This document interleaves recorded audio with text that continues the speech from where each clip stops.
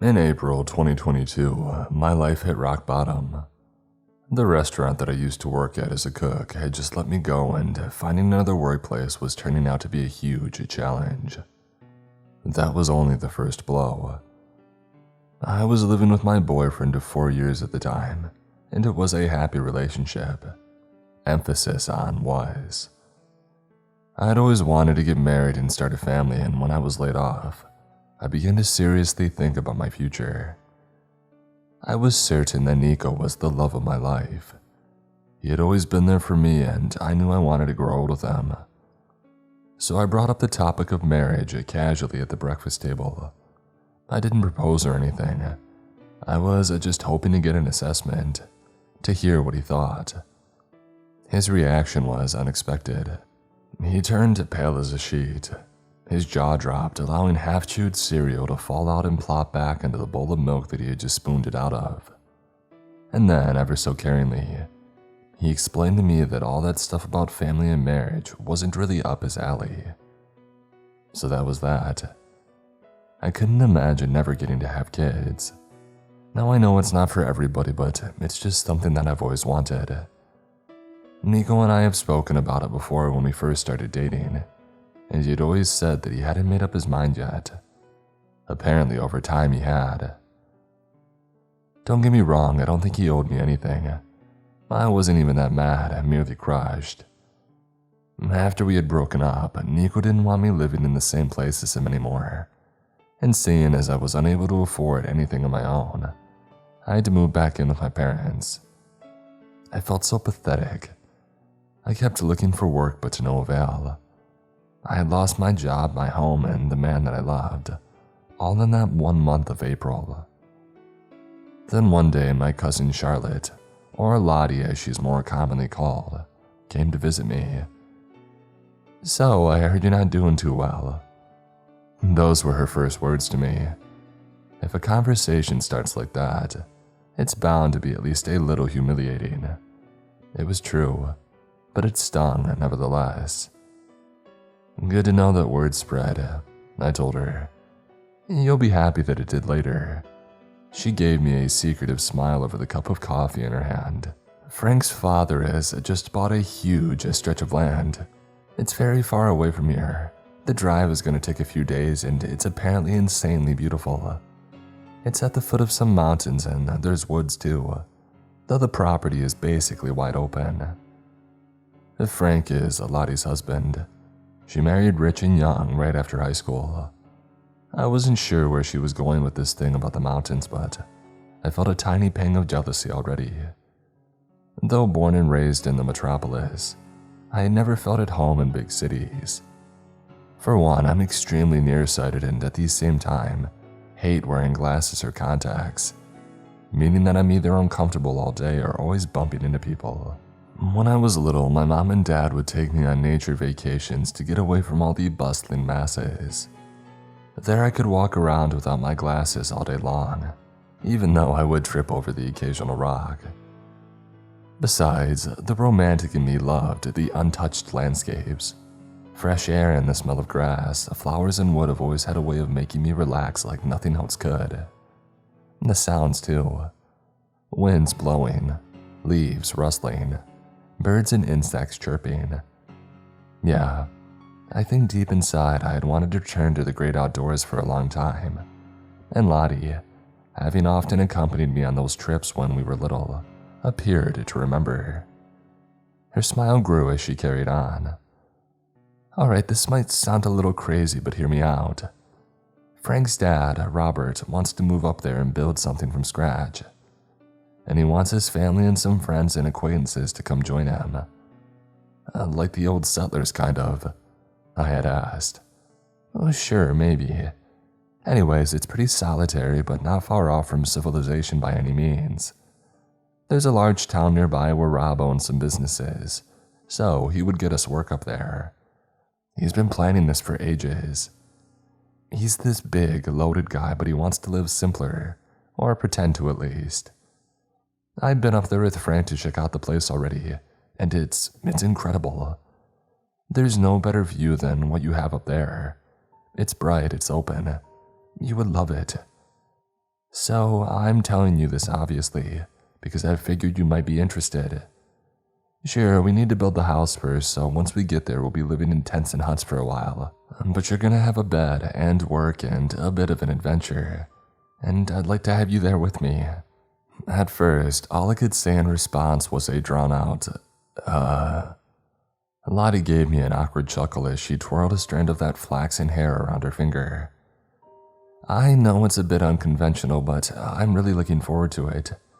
We've rounded up a bunch of people, almost enough, and we'll be leaving this summer.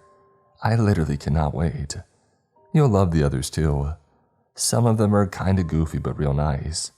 And you can cook, so they probably like you too. Now, I don't expect you to answer right now, but would you at least think about it? I did. I thought about it for a long time. The idea of running off with my cousin, a group of strangers, and a rich guy who had blown a fuse might be questionable to most, but I had nothing to lose. This whole thing was outlandishly enticing. Finally, I decided to just do it and started packing up the few things that I thought that I would need. The first time I met the group of travelers was on a cool summer night, just a few hours after we were due to take our leave. I was itching with excitement as I stood there in the wide parking lot just outside the city, clinging to my small suitcase. It was 1 a.m. The sky was a rich blue, so dark that it was almost black. Since I didn't have a car myself, Lottie and Frank had picked me up from my parents' place and had taken me to the meeting spot. Rob, Frank's father, had already done all the planning. I hadn't met him or any of the other travelers in person yet, but Lottie had kept me up to date with all the most recent developments and had enthusiastically shown me pictures of the land. There was also a group chat that I had been a part of ever since I had told Lottie that I'd be coming along.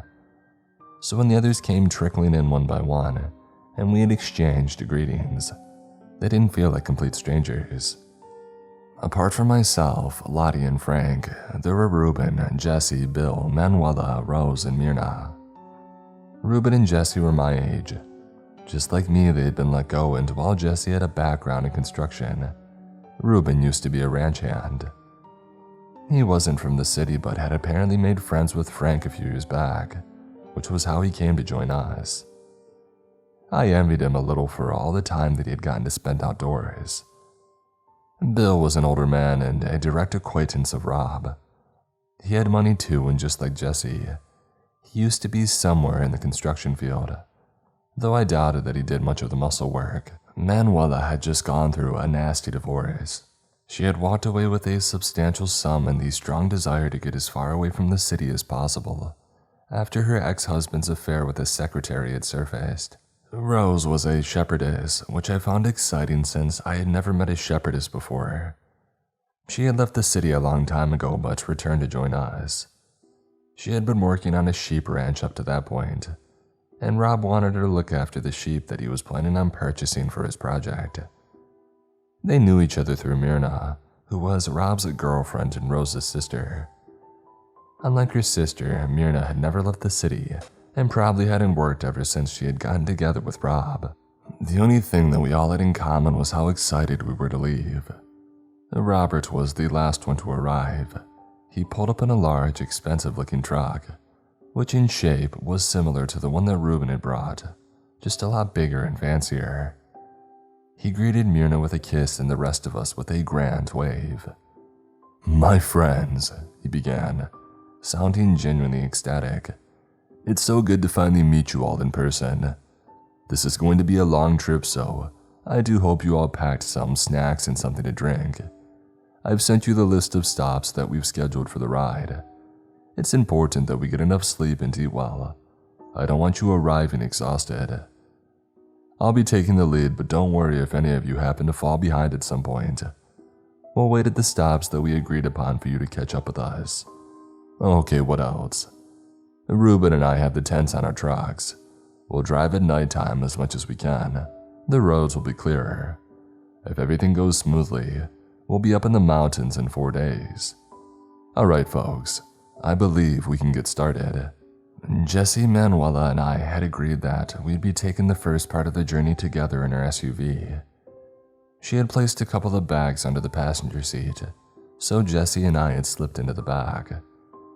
We drove in awkward yet comfortable silence at first, our minds occupied. There was a certain tension hanging above us, the restless, sweet tickling sensation of departure. I wasn't wearing my glasses at the time, so the man beside me looked a little blurry, his tan skin and black hair melting together into a distorted, flickering dark image. I had to squint, but when he turned to shoot me a quick smile, I saw it and I grinned back. I then felt around in my handbag for my glasses and quickly put them on. Probably taking this as his chance to break the silence, he cleared his throat before speaking up. "I'm kinda nervous. You two wanna talk?" "Me too," I confessed, grateful for his sincerity. "Yeah, this is weird." "I know, seeing you guys for the first time is nice though," Manuela said from the front seat. "Sorry for being distant, it's nothing personal. I'm just not used to any of this." I noticed a very slight, silky accent swinging along in her voice. Curious, I asked her about it and she said that she had grown up in Madrid, and that's where her mother was from. We lingered on the topic of our origins for a while. Jesse and I were both from the city, born and bred. "I'm just so sick of it," Jesse told us. "All the noise and those dang lights. Kinda like it's forever noon. It didn't always bother me, but now it does. It suddenly started to really get on my nerves, the craziest thing, just like that." My grandpa died a little while back, and he always said that he wanted to get out of the city too. He never did. I don't want it to be like that for me. He shook his head and then drew himself up with an amused snort. "I prefer the cursed ground. I don't care so long as it's outdoors." "Cursed ground," I repeated, raising a brow. "What? No one told you yet?" Jesse sounded surprised, and I thought I was the last one to know everything. "Oh, stop it, you," Manuela said, her voice rising in an angry, nearly motherly fashion, before softening again when addressing me. "He's just talking about that little story that Frank made up to freak us out. Do you know him at all? He's kind of superstitious and loves telling ghost stories, so he came up with the rumor that the land is haunted or something." "Not haunted, cursed," Jesse corrected her eagerly, enthusiasm sparking in his tone. Turning to me, he added, "I don't think he made it up." I could tell that he wasn't being serious, but I still felt the tiniest bit of unease at these words. "So what exactly did he say?" Jesse lowered his voice conspiratorially. "He says that he found marks on the trees there, old signs carved into the wood by someone marking their territory. He says the land might be inhabited already, but not by humans, and he thinks that if we take it for ourselves, we'll be punished." He fell silent before snorting with laughter. "Hey, it's cool, I'm messing with you. Of course he made it up. He even said it so himself. He came up with it to scare Lottie, and that totally worked. But it kinda spooked you too, didn't it?" I merely shrugged. I had probably only felt off because I was so nervous.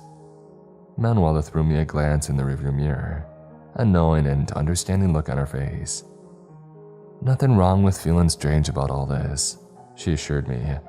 "Believe me, so do I."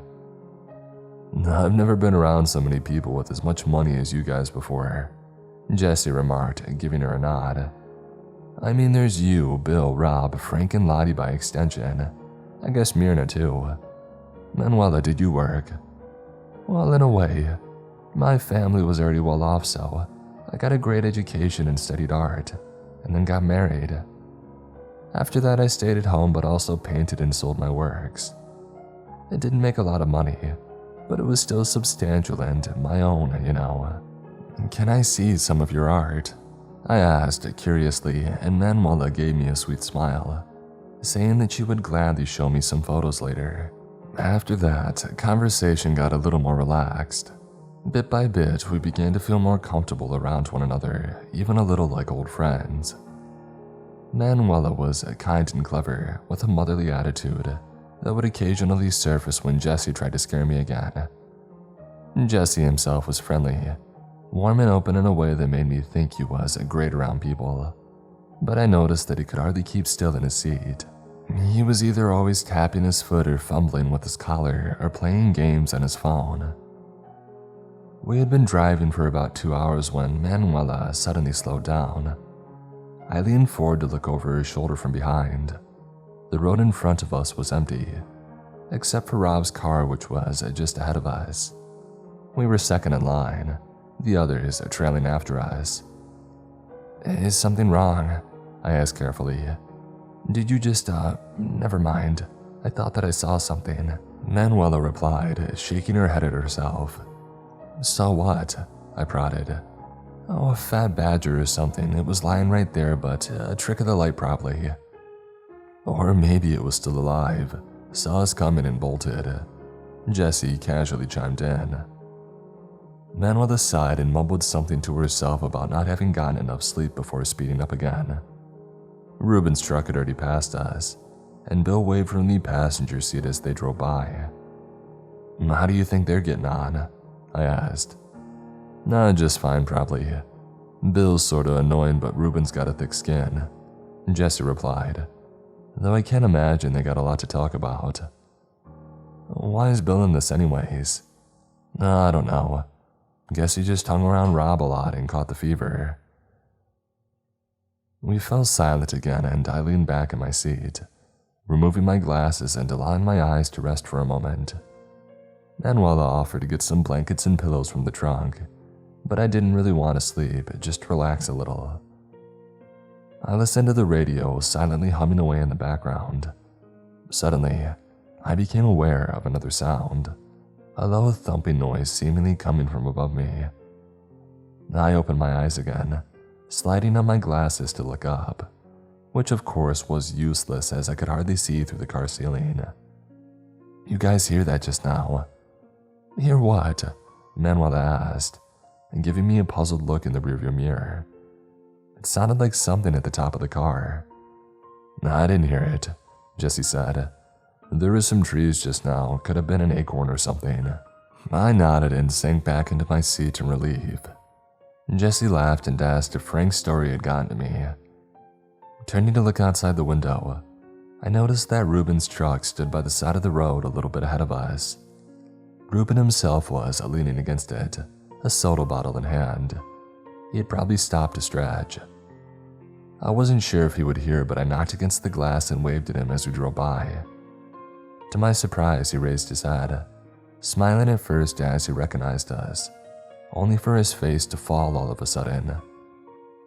He turned his head after our car as the distance between us grew, and then actually began jogging along a few steps behind us, frantically motioning to me. "Was that Ruben?" Jesse asked sleepily. "Yeah, I think something's wrong. I was interrupted by my cell phone ringing. I fumbled it out of my pocket. Like I had expected, it was Ruben calling. I hurriedly answered, and before I could even say a word of greeting, he spoke up in a grave, husky voice. "Stop the car." "What?" "Stop the car. Tell Manuela to pull over. I'm not kidding, there's something on your roof. There's something on your freaking roof." Fear to me is a sinking feeling. It's sort of like there's a heavy liquid rushing down through my body and pooling in the pit of my stomach. That's what I felt when I heard what Ruben had said to me that early morning. Pulling away from the phone, I told Manuela to stop. Fortunately, she took me seriously, probably alarmed by the frightened look on my face. "What's going on?" she asked as she quickly parked up by the side of the road. "Ruben said there's someone on the roof," I replied breathlessly. "What? Holy crap," Jesse muttered, glancing between us incredulously. "He can't be for real, he's gotta be messing with us." "He said he's not," I stammered, picking up the phone again. The call was still going, and I asked Ruben if he was still there. "Hold up, I'm coming," he told me, and I could hear frantic, stomping footsteps in the background. "Almost there, give me a second. Don't get out, stay in the car, okay?" The three of us waited with bated breath, none of us saying a word. Finally, Ruben spoke up again. "Oh, crap." He sounded angry this time. "I'm here, don't be mad at me, but there's nothing there anymore." Jesse, having leaned in to listen, growled and snatched the phone out of my shaking fingers. "What the heck, man? You freaked me out. Do that again and I'll..." He was interrupted by Ruben opening the door on the side of the car, sticking in a head of unruly brown hair. "Look, I wasn't messing with you. There was really someone on your roof." I sighed, took back my cell phone, and I ended the call. "Don't ever do that again, please." "I wasn't joking. I saw something, I swear. You were just driving by, you knocked and waved at me, and then I looked up and there was this really small guy. I didn't see much of him, just a dark figure on top of the car. It looked creepy as heck too. He was kind of cowering up there, clinging to the roof. I don't even know how he even managed to stay up there." A visible shudder ran through his body as he straightened up, rolling his shoulders. "You three are all okay, right?" "Oh yes, I think I just suffered a minor heart attack," Manuela said, a low grumble rolling along with her voice. She had only just gone back to breathing regularly again. This sudden interruption had really left its mark on her. I was sour too, but more than anything, I was glad Ruben had been mistaken. And that's when I remembered something. "I heard something hit the roof earlier," I remarked. "Yeah, but you're the only one who did, so it couldn't have been loud enough to be a person climbing up there. How would that have worked anyways? Come on, you two, it's nothing." Jesse's tone was confident and soothing. Turning to Ruben, he added, "Is it possible at all that you didn't sleep too much?" Ruben pulled a face. "Last night, not for very long, I guess. Yeah, I see where this is going. I suppose it could have been that. Should probably let Bill drive for a little bit." With a weary sigh, he apologized, rubbing his forehead as he removed himself from our car and began trudging back to his truck. We continued our drive on a mostly empty road. Bill had passed us in Ruben's truck, and eventually we had fallen behind to form the end of the caravan. The sun had already started to rise earlier, but the sky was still a dusky kind of dark. I had rested my head against the window pane, gazing out with hooded eyes, only half awake. It was this peaceful state that I was abruptly torn out of when Manuela let out a blood-curdling scream. I jolted upright, hitting my head on the window as the car took a sudden swerve, hurling me back into position. Jesse yelled something incoherent as he instinctively grabbed onto the back of the seat in front of him to keep him from being tossed about in the same manner as me. For an agonizing second or two, everything around us seemed to spin at an alarming speed until we finally came to a halt. I could hear Manuela panting. Slowly the world came back into focus, and I hurriedly put on my thankfully undamaged glasses for a quick assessment. We were all in one piece, which was good. There was no blood to be seen, even better, and we had apparently not hit anybody on our detour. I slumped back into my seat in relief. "What the heck was that?" Jesse uttered, his voice a fusion of an agitated growl and a breathy sigh of relaxation. He was obviously expecting an answer from Manuela, but all she did was lift a shaking finger to point at the spot of road right in front of us. Jesse and I leaned over to look at the same time. Upon laying eyes on the cause of our driver's distress, we both recoiled slightly. I would have screamed, maybe, but the sudden stop just a few moments ago had already taken all the air out of me, numbing me to what I was now looking at. There in the middle of the road lay the curled up body of a man. I climbed out of the car without even realizing it. Step by step, I approached the body. Jesse's and Manuela's shouts at me to come back not wholly registering in my mind. I heard them, but I didn't listen. It was like there was no one around but myself and that man on the ground. There was not a scrap of clothing on him, and he was facing away from me so I couldn't see his face, but his long stringy gray hair was spilled everywhere around his head. He was thin and frail, his skin wrinkled and saggy. A pool of blood had gathered around him, though the wound it stemmed from wasn't visible to me. Finally, whatever urge that had compelled me to walk up to his body yielded to my returning sense, and I stopped in my tracks before turning around and rushing back into the car, slamming the door behind me. I buried my face in my hands. I think I murmured something like, "Oh God," to myself over and over again. And I didn't stop until I felt Jesse's tentative hand rubbing my shoulder. "We need to call the police," he said softly. I nodded and we all started fumbling for our separate phones. I was trembling all over. Manuela announced that she would make the call, and just as she was about to dial the number, Jesse gasped. "Look," he told us, repeating himself a few times as he pointed at the body, or rather the empty spot that it had occupied mere moments ago. "What the?" Manuela whispered. "How?" No, this is impossible," I heard myself mumble as I got out of the car once more, this time followed by the others. "There was blood. Where's the blood? Where's the body?" I shook my head, unable to believe what I was seeing. There was no way that it just happened.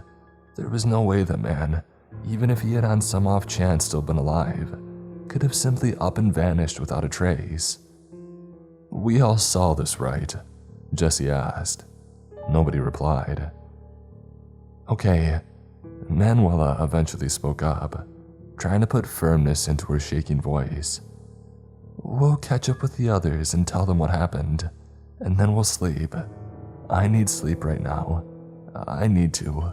I've got to sleep." The first stop of our journey was on a pull-in near a large gas station with a store and a place where you could pick up food and coffee. There weren't too many other cars parked there apart from our caravan, and the others were already there when we had arrived. The sun was high up in a bright blue sky at that point. Manuela had been driving with the windows down to let in the fresh and noon air. While we were still disturbed from what had happened, we had all considerably calmed down. We parked next to Bill and Ruben. The latter was lying sprawled out on the patch of grass beside the lot, surrounded by several burger wrappers and drain cups and bottles. In a way, he reminded me of the bloated corpse from earlier. Upon exiting the car, I took a moment to yawn and stretch before walking over to him to say hi. He turned his head lazily to the side to look up at me, flashing a weak smile. "Hello, you. You okay?" I asked. "I ate my anxiety and now I'm too full to move." He rolled over, letting out a groan. "It helped though. I'm good, really. My stomach just hurts a little. The human body wasn't made to consume this much fast food." "I'll make you something better once I get within arm's reach of the stove again.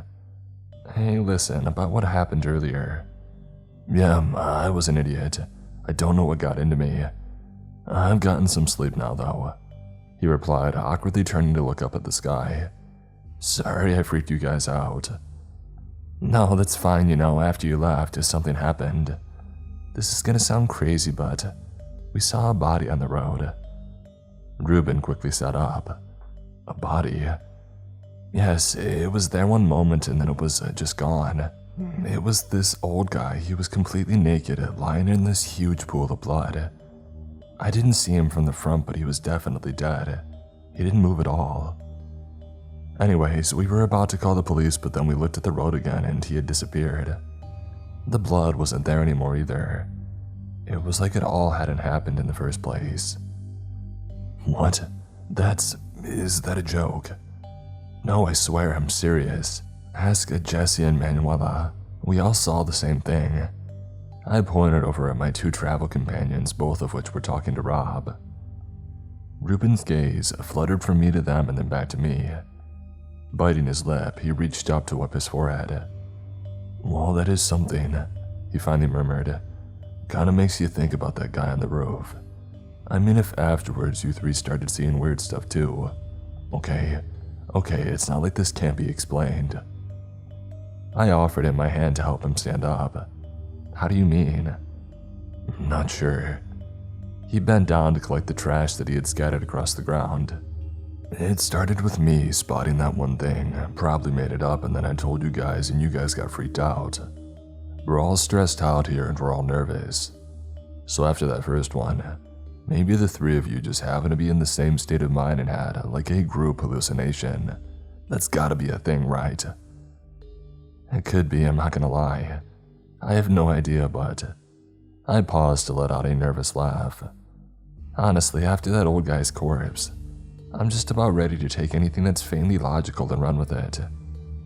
Ruben nodded. I knew that he understood, and I appreciated the solution that he had offered me. I helped him throw away the wrappers before we returned to the group together. By then, Manuela and Jesse had already informed a lot of them about the unsettling incident, and they were now excitedly talking about it. Their reactions were mixed. Bill had a look on his face that made it clear he didn't believe a word of what we had said. Myrna seemed skeptical too, but had firmly attached herself to Rob's arm, and Rose simply appeared to be puzzled. Lottie, on the other hand, looked concerningly pale, and her husband was visibly uncomfortable as well. He kept on shifting his weight from one leg to the other, while fumbling with the bottom of his sleeves. Eventually, Rob raised his voice, causing everyone to fall silent. All right, listen up. Whatever happened back there on the road, obviously none of us can make sense of it. So let's hold off on the discussions for a while. We'll take our break and get some rest here and then proceed as planned. But first, is everybody okay with this? Manuela, if you don't feel like driving anymore, we can switch it up a little, there's no big deal. She shook her head. Thanks, but I told you, I'm fine. If you're sure, that's good. Now, I don't want anyone here to have a bad time, so if there's anything the three of you need, let me know. After that, the group dispersed, the bunch of us walking off into different directions to either find a good place to sleep or to simply move our legs. Having just talked to Ruben, I asked if I could keep him company, so we went on a walk together. I had stowed my glasses away somewhere in Manuela's car, which was how I ended up tripping over one of the benches on the grass beside the parking lot. But other than that, the break was uneventful. Ruben ended up having to steer me away from a few trash cans and lampposts, but he wasn't a jerk about it and we had a good laugh. I actually admitted to him that my nearsightedness was one of the reasons that I wanted out of the city. So, let me get this straight. You want to leave for the country because you hate wearing your glasses? He asked, stifling a chuckle. It's more of a problem than it sounds, I insisted. I didn't have glasses as a kid, and for a long time I didn't even know the world isn't, supposed to be kind of blurry. But when I was in my teens, it got a lot worse, and it was only then that I got my glasses. Maybe if I had had them earlier, I would have gotten used to them, but I never really did. And you don't like contacts either. And they're just as bad. Does that make any sense? Absolutely. I mean, I've never heard anything like that before, so I guess it's a little unusual, but I get it. Well, it's not the only reason I want to leave, though. I've had this whole kind of personal crisis. I was laid off at my restaurant, and the rest is sort of private, but I fell into a bit of a pit, I explained. Ruben nodded eagerly. Yeah, same, I lost my job too. But that was the entirety of my pit, to be honest. It meant so much to me. One of the horses there, it wasn't mine, but it was my favorite. She was the sweetest animal that I've ever met. She died though, and just a few weeks later, they let me go. I'm so sorry. Yeah, I wasn't doing well until Frank told me about his dad's plan. It's kind of wild, but I've really been looking forward to all this. Suddenly, he perked up. Hey, you want to ride with me on the next stretch? I've had enough of Bill for a while. I figured that I could use a bit of a change, so I agreed and went to grab my bags from Manuela's car. When everybody got ready to go again, Manuela pulled me aside. Keep your eyes open, all right? I'm not saying that anything else is going to happen, but after that creepy old guy. I told her that I would take care, and with that, Ruben and I climbed into his truck. It was old but very nice. The seats might have been even leather, but it was hard to tell as they were heavily worn. I didn't mind it though. If anything, it made them more comfortable. Make yourself at home, Ruben invited me. Sorry if it's a little dirty. If it smells like smoke, it's a bit of Bill's fault. I told him to take it outside, but he wouldn't. Said the truck was just a hunk of trash anyways and that his cigarettes weren't going to ruin it. Is that why you didn't want to keep driving with him? It's for his own safety, really.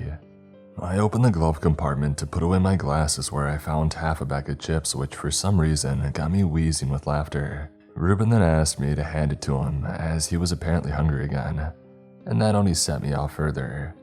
So at least we departed on a way more lighthearted note than the 1-hour talk earlier had left us on. We drove with the windows down, and it must have been around 6 in the afternoon. So while it had been hot earlier, the air had cooled down considerably, which couldn't help but express relief at. You don't like the heat? Well, it's not like I can't stand it, but it's uncomfortable. Do you? I like it. This may sound weird, but I think it feels good to sweat. That's the first time I've ever heard that, I told him. I'll bet. Mind you, I've worked in places where the sun's scorching like all day. Wouldn't have done that though if I didn't enjoy it at least a little bit. It's one of those things that you get used to if you do it long enough, he explained. I was just about to respond when all of a sudden there was a loud odd noise coming from somewhere outside. It was deep and sort of warped, a growl rolling along with it like a raspy undercurrent. Both Ruben and I jolted upright, quickly shooting each other an unsettled glance. What was that? I whispered. I don't know. I've heard some deer yell like that, he replied, though he didn't sound too convinced. With a snort, I gestured at our surroundings. We were on a more remote road now, and there was nothing on either side of us except wide stretches of short grass. If it's a deer, it's really well hidden. I tried to sound breezy, but my nervousness seeped through. I gotta focus on the road here, but maybe you'll see it if you put your glasses on, Ruben answered lightly. I huffed and shook my head as I sank back into my seat. If you had seen the old naked guy too, you would get why I'm worried. My driver sighed deeply. For real, I am worried. That whole thing earlier really freaked me out, but I just don't show stuff like that. Besides, I gotta keep you in good spirits, don't I? Rob wants us all to arrive happy and healthy after all. He paused. I'm taking this serious. I do. Alright. Relaxing, I uncrossed my arms, and it was in that very same moment that the scream rang out again. This time even louder and much, much closer. Ruben and I both started, and he caught himself just in time to keep the car from taking a swerve. He cursed loudly, smacking the steering wheel with his palm. Man, that was close. Are you okay? Yeah, I think so, I answered breathlessly. I'm sorry, It's fine, I assured him, clearing my throat in an attempt to regain my voice. Nothing happened. Let's keep driving, we should probably get away from here. Sure, he muttered, stepping on the gas. I was about to ask what he thought had caused the noise when the relative silence was broken by my cell phone ringing. I hastily dug it out of the glove compartment. It was Lottie calling. Taking a deep breath to try and collect my thoughts, I put her on speaker. Kitty? My cousin sounded unnerved. Speaking. What happened? Are you two alright? We are, it's all good, we just gotta start. So you heard it too, I'm guessing. Heard what? I exchanged a puzzled glance with Ruben. There was this loud roaring sound just now, kind of like a deer, and it really freaked us out. No, there's nothing like that over here, and we're right behind you, by the way. So you didn't notice that other thing. What other thing? She stayed silent for a few seconds before answering. There was something on the bed of your truck. We saw that you were driving all wonky like for a second, and then something jumped off your truck bed. I froze, looking over at Ruben. I saw him gnaw on his lower lip, just as speechless as myself. Kitty? Charlotte asked again, tearing me out of my trance. Yeah, still here, I breathed. What was it? What did it look like? Well, that's hard to say. I'm not even sure if it was an animal or not. It moved kind of like a monkey or something. We didn't even notice it at first. It was sitting really still. And then it sort of reared its head and jumped off. Where did it go? I'm not sure. It just ran off to the side and we lost sight of it. Oh God, I muttered to myself. Hey Frank, can you hear me? Ruben asked from the side. Yeah. My cousin's husband piped up through my phone. Ruben awkwardly cleared his throat. You know that story that you told us? You did just make that up, right? There's not actually anything wrong with the trees there in our spot, is there? Nothing's wrong with them. Look, man, I don't know what this is either, and honestly, I regret telling you guys all that. I just wanted to creep you out, make this whole thing more interesting. It worked out nicely for sure. Frank explained dryly. He sounded exhausted. Now please don't go running with that now, okay? Something strange, yes, but that story of mine, I meant it as a joke, I really did. It doesn't make sense. Lottie chimed in. Are we just all seeing things? Let's concentrate on getting the heck out of here for now, Reuben said steadfastly. He had audibly composed himself, and I gave him a smile. Yeah, that's probably for the best, I added. Charlotte sighed. Okay, you two, take care. We'll see you at the next stop. And with that, she hung up. I let go of a long breath. I couldn't stand the silence that had ensued between Reuben and me. His fingers were tapping on the steering wheel, creating a soft, drumming noise. This time, it was clear to see that he was just as worried as me. I had to say something. I had to distract the both of us. I'm really looking forward to the mountains. Yeah, me too. Lottie showed me a lot of the pictures and it looks so nice, but I wonder how it'll be when we're really there. I bet the air will be nice and fresh. It doesn't get too hot usually. That horse you like so much, what was her name? Bluebell. Are we gonna have horses in the mountains too? Rob says we probably will. It'll take some time though until we'll be able to get them, just like with Rose's sheep. You know, if all goes well, you might actually have one to yourself this time. Yeah, I'd like that. Horses are great animals, I love all of them. Of course, there'll never be another Bluebell, but still. Do you know how to ride? No, not really. Oh, it's not that hard. I could teach you sometime, maybe. Yeah, that'd be nice. When neither of us could think of anything to say anymore, Reuben turned on the radio. There was a slow country song playing which matched our mood nicely. Having just calmed down from this upsetting incident, it was like everything that had happened up to that point came flooding back into my head. Not only what I had seen when I was with Manuela, but everything that had led me up to where I was at right then. I couldn't help thinking about Nico. I had missed him terribly ever since we had broken up. Ever since we had departed, I hadn't thought of him as much, or at least not every second like I had before. We hadn't talked since I had moved out, and I found myself trying desperately to remember his voice. I must have been sitting there like this for hours. I know that look. I started upon hearing Reuben speak. Raising a brow, I turned to face him. I couldn't see him right, but he was looking at the road anyway. Where from? Mirrors, if you're missing someone, I know what that's like. Do you want to talk about it? I don't even want to think about it, but please don't take this the wrong way. I'd be glad to talk it over sometime. It's just too new. It's been over for a while now, but I take longer with these things. I get that. So, your missing person, was that one of the reasons you wanted out too? Well, I guess, but it's an old one. Hey, would you mind if we stopped for a moment? I really feel like stretching. I said sure, and we pulled over to the side of the road. We were still out in the open with no trees or anything else to either side.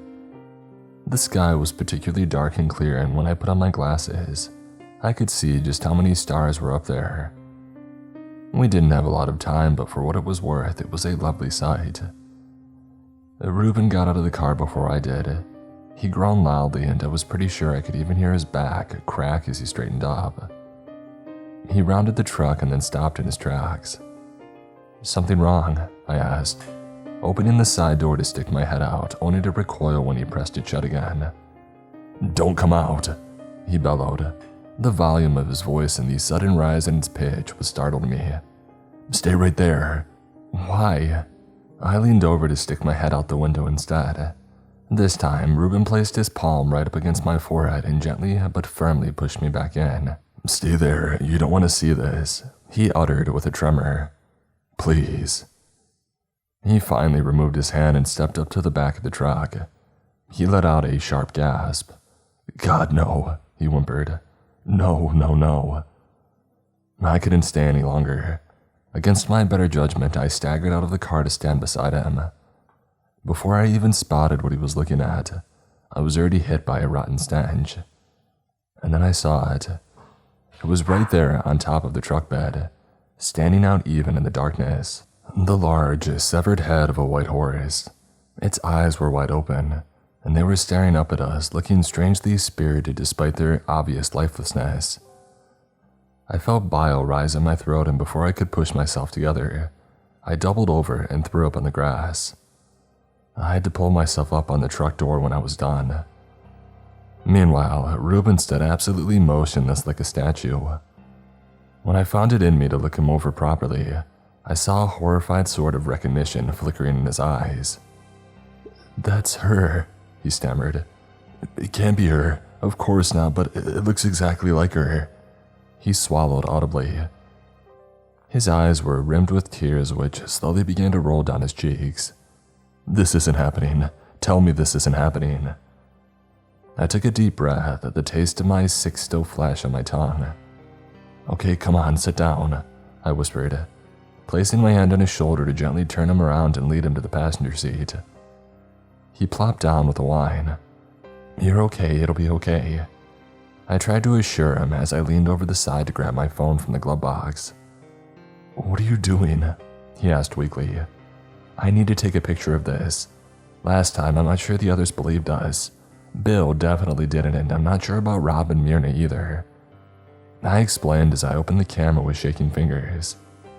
I hastily went back around for the photo, only to find that the horse's head had disappeared, seemingly into thin air. My shoulders dropped.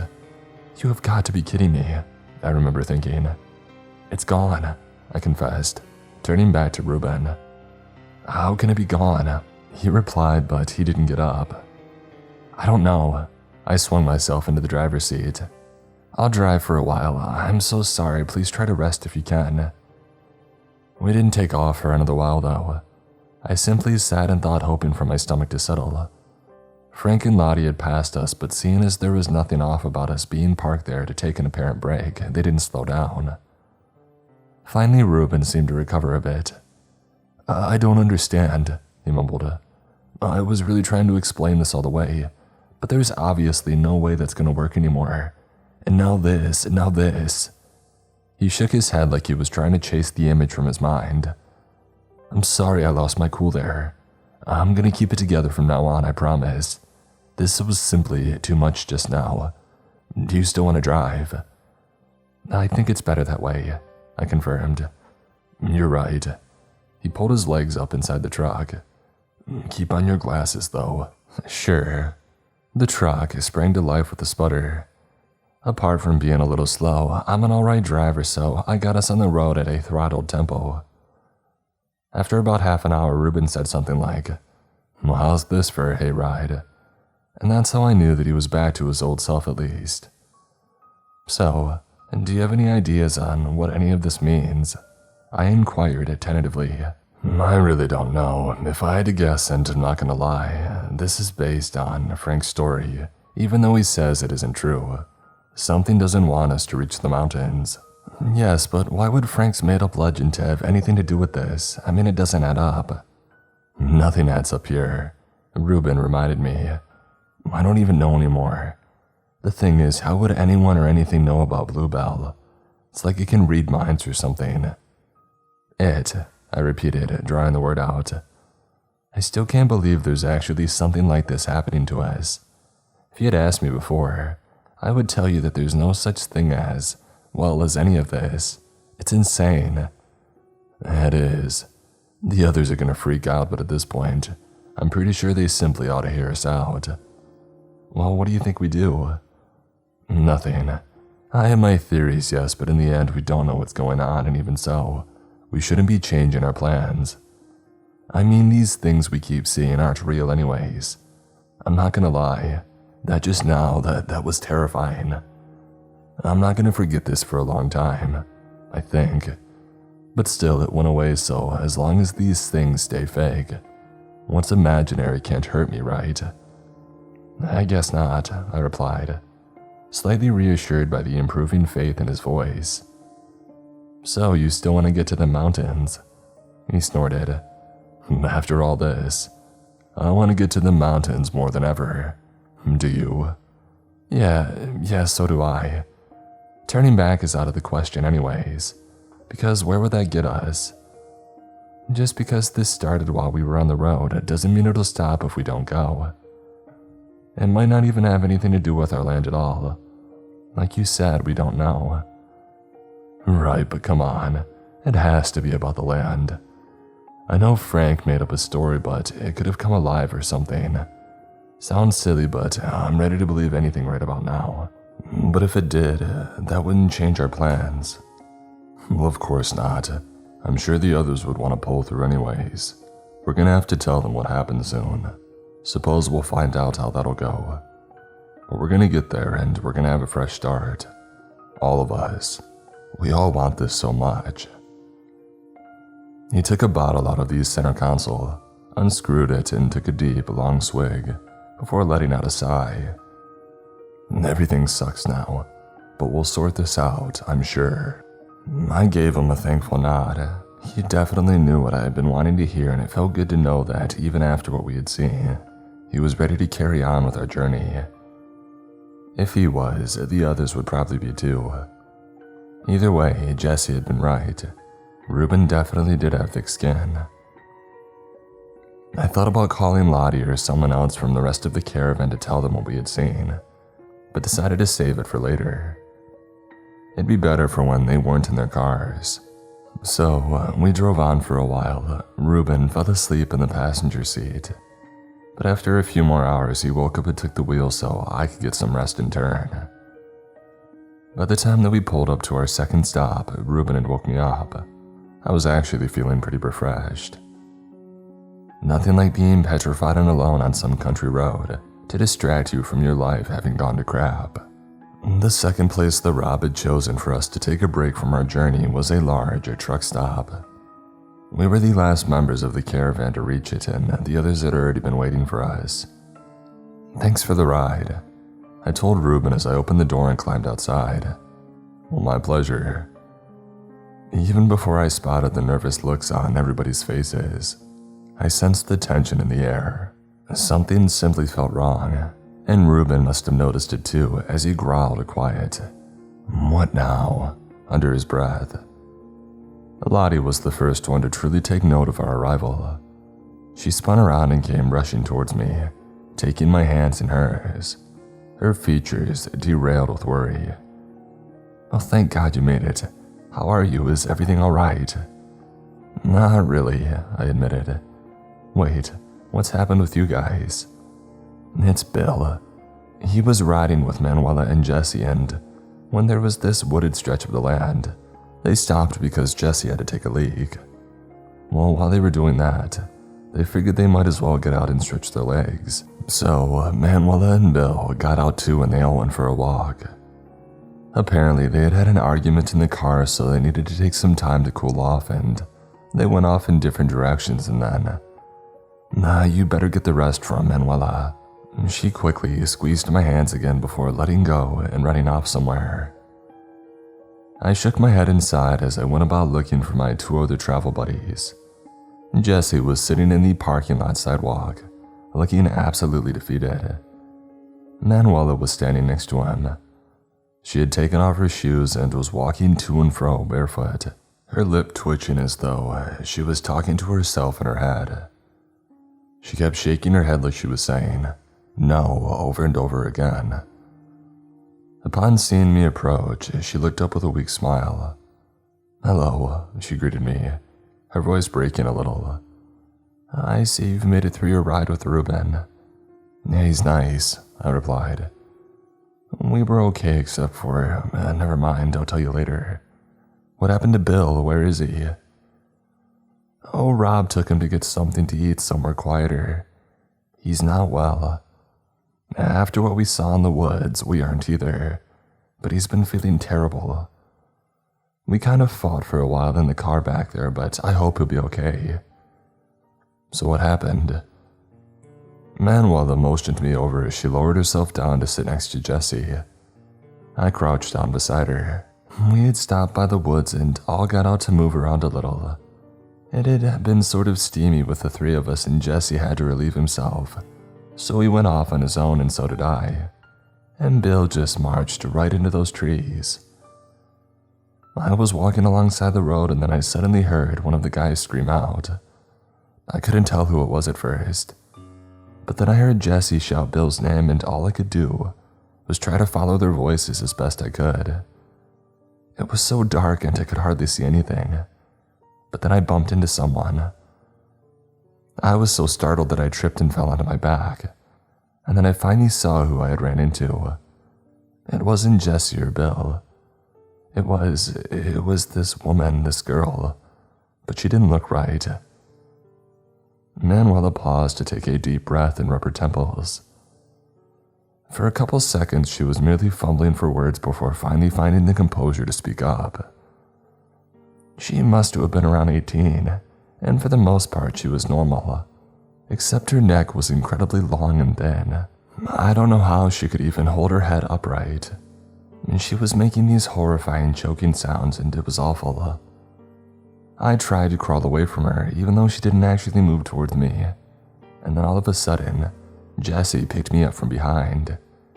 He and Bill had actually been standing right there the whole time. They had seen the girl too, and that's why Bill had started screaming. He wasn't moving actually, he just stood and stared. We tried to get him away from there again. The girl wasn't coming at us, but we were all panicking. We had to grab both his arms and drag him back to the car by force. We stuffed him in there and drove away as fast as we could, and Jesse did his best to calm him down. He was nearly hyperventilating, but then he recovered and calmed down again, at least a little bit. And then he told us about the girl. He freaked out because he sort of used to know her. Well, actually more than that. I'm sorry, I want to say this tactfully. There's not really a way. The girl looked like his daughter. Bill is a daughter? I repeated blankly. Well, he used to. She's not around anymore. Oh my god. Yeah, Manuela muttered, sounding silently choked up. Of course, Bill nearly lost his mind. Seeing her like this, she didn't even look human in her neck. It was like this twisted insinuation, like a reminder of how she'd... You see what I mean? That's awful, I'm so sorry, I muttered. How is he now? Well, disturbed, like I said. Sure, he believes us now about that dead guy that we saw yesterday, but honestly, considering his breakdown, I'd rather nothing had happened and he would still be saying that we're full of it. Manuela groaned softly. I don't understand. I can't believe any of this is actually happening. Ever since we left, it feels like I've been going crazy, like we all are. I know that we ran away from the girl, so we didn't see her disappear, but she obviously couldn't have been real. Wait, but you did bump into her, so that means she was physically there, right? Manuela's brow furrowed. Well, I didn't think about that, she said quietly. What do you think that means? I gave her a quick rundown of what had happened when I had been riding with Ruben. So he said that these hallucinations or whatever they are might just be frightening, but as long as they weren't really there and they couldn't really hurt us, we'd probably be okay. Well, if that's not true, we might actually be in some trouble here. It's not something that I like to think about, but we might need to be prepared for things to get, well, worse. How can it get worse, though? I don't know, life finds a way, it seems, I said. Manuela gave me a soft, strained laugh, and then she squeezed my shoulder. Let's go check up on the others. At that point, Rob had returned, but without Bill. Instead, Ruben was walking alongside him. They appeared to be talking excitedly, and I figured that he was telling them about what we had seen. Rob was nodding occasionally, his hand buried in his salt and pepper hair. There was a somber look on his face. When they had eventually reached us, he patted Ruben on the back before turning away from him to address the rest of the group. Now, folks, I hear we've been running into trouble on the road again. It's undeniable at this point that we have some kind of problem on our hands. And I'm not gonna lie to you, I've never heard of anything like this, let alone experienced it. This isn't a normal situation that we're in, and I want you guys to be alright. This isn't exactly a risk that I considered when I was making my plans for this journey. Now I know this has been difficult, so I hope none of you have changed your minds about our destination. But if anybody wants to turn back, I totally understand, and I'll pay for whatever tickets you might need if you didn't come with a car. It's not your fault, Dad, Frank said quietly from beside him, putting a hand on his shoulder which he gently brushed off. I need you all to be okay, Rob told us. I don't know what's going on, but as soon as we reach the mountains and set up a place to camp, we can figure it out, I'm sure. So, are you guys still on board? All of us either nodded or muttered words of agreement. Rob gave us a relieved smile. Well, I'm very glad to hear that, people. Bill is still willing to carry on as well, so we're all staying together. Let's all relax here for a while now, get a grip again, and then we'll head out when it gets dark. Our group dispersed, and I went off to lie down on one of the benches outside. It would have been most likely been comfortable to sleep in one of our cars, but it was way too hot to go back inside. After a couple of hours, Lottie woke me up to tell me that we were all taking a shower. At the truck stop, you could get a free shower if you bought a certain amount of fuel. Rob could have easily paid for showers, but he wanted to make us use the stop's generous offer on behalf of all of us. And it didn't surprise me, you probably have to be at least a bit opportunistic like that to get yourself rich. So what we did was fill up all the cars with the same pump, while keeping it running so it would all be on one transaction. And then we had Jesse go to the fuel desk to pay and ask for a shower with extra towels. The showers were in single stalls that locked, and we went in one right after the other, with the couples going in together, without closing the door of our stall. It was sort of shady and it didn't feel completely right, but I couldn't deny that it was a little fun, and it took our minds off of everything. At least the caravan came out smelling a lot fresher. My mind felt absolutely empty afterwards. We sat down out in the open to dry up, which in the blazing heat didn't take very long. I felt weakened and relaxed at the same time. You know that when you're so done with everything that it feels like your brain is gone sort of mushy. Well, that's the mood that I was in. After a while, Bill came back to us as well. He looked like he had been dragged through it and back. Look at him, and I thought the ride had worn me out. Reuben, who was sitting on the ground beside me, whispered in my ear. I nodded. I really felt awful for the guy. And seeing as even Reuben did so after all their fighting, it was safe to say this sentiment was shared by the entirety of the group. After Bill had settled in amongst us, we quieted down. No one was sure what to say, so we all collectively decided not to say anything at all. We stayed like that until it was time to leave again. Lottie waved me over. She had already loaded my bags into her car and motioned for me to get in. She seemed really concerned for me. She had always been that way, caring to a fault. We were both only children, so we had treated each other like sisters ever since we could remember. You really don't want to drive alone with Frank? I asked. Last time we went out together, you two got way flirty.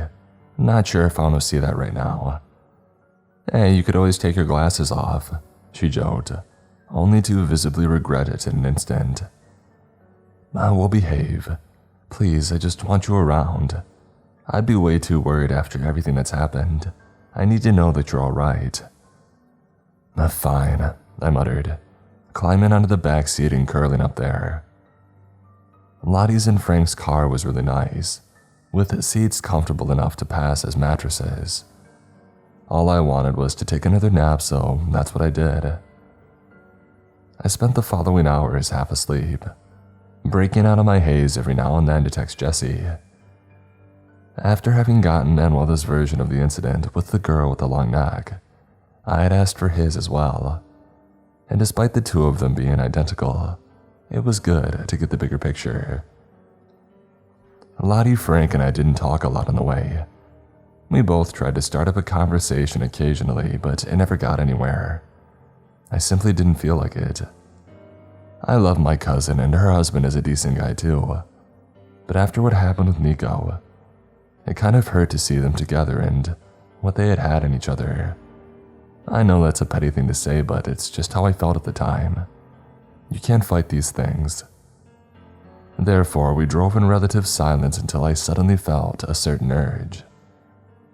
"Are we anywhere near a gas station by any chance?" I'd asked them. "Nope, sorry," Frank replied. "You, gotta go." "Yes," I replied meekly, crossing my legs. "I can totally just do it on the side of the road, though." "You mean right here?" Lottie sounded concerned, gesturing at our surroundings. We were driving through woodland again with tall dark trees to either side. The forest did look a bit intimidating now that she was pointing it out, but still nature called, in this case in more ways than one. Frank pulled over and I climbed out of the car. Lottie stuck her head out of the window after me. "Be careful then, come right back here afterwards." "I'll be fine," I muttered, as I trudged off past the tree line, fumbling in my pocket for the handkerchief that I had brought. I walked just a little further until I had reached a spot where I was sure they couldn't see me from the car. I did what had to be done, and when I was finished, I got on my way again. The woods were quiet and still, and the distance between me and my companion suddenly felt much longer than before. That's when I heard an odd, high-pitched sound, kind of like a squeak or a tiny little cry. I turned to see where it had come from, and after looking around for a few seconds, I had spotted the source. At first glance, it appeared to be a rolled-up heap of cloth, which moved a couple of inches every now and then. It was only when I tentatively approached it that I realized that it was a baby. I stood glued to the spot for a split second. I didn't know what to do at first. What are you supposed to do when you find an infant in the middle of a forest? My head was swimming. For how long had this poor thing been lying there, all by itself on the bare ground? Gently shushing in order to keep from startling it, I bent down and carefully picked it up. It felt warm and heavy in my arms. Even in the darkness, I could see its round, bright blue eyes looking up at me.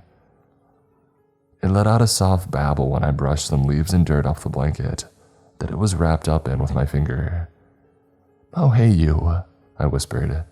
"You're okay, I got you. Shh." I tried to think straight. For one, I was utterly appalled by the idea of someone leaving a kid alone to die. But other than that, I found myself completely overwhelmed. I figured that I would have to take the little one to Lottie and Frank first. Maybe they would know what to do. We would probably have to call an ambulance. After all, there's no way of knowing how long it had been lying here. I started off into the direction of the car again at a brisk pace, muttering to the baby as I did. Weirdly enough, after around 2 minutes of walking, I still hadn't reached the others. Not even the road was anywhere in sight. Feeling a pang of fright, I considered the option of having gotten lost. I cursed inwardly. There really couldn't have been a worse time for that to happen, and I hadn't even brought my phone. "Lottie," I shouted out into the darkness. "Guys, where are you?" No response. I repeated myself a little louder this time, yet still careful not to yell directly at the infant. I kept walking, growing increasingly desperate as there was still no trace of my friends. Was this even possible? I hadn't gone that far into the forest. Had I? "Sit down." I stopped in my tracks upon hearing the voice. It sounded warped and distorted, kind of like someone talking on a radio with really bad reception. It was high in pitch, almost enough to make my ears ring. "Just sit down somewhere and wait for them to find you.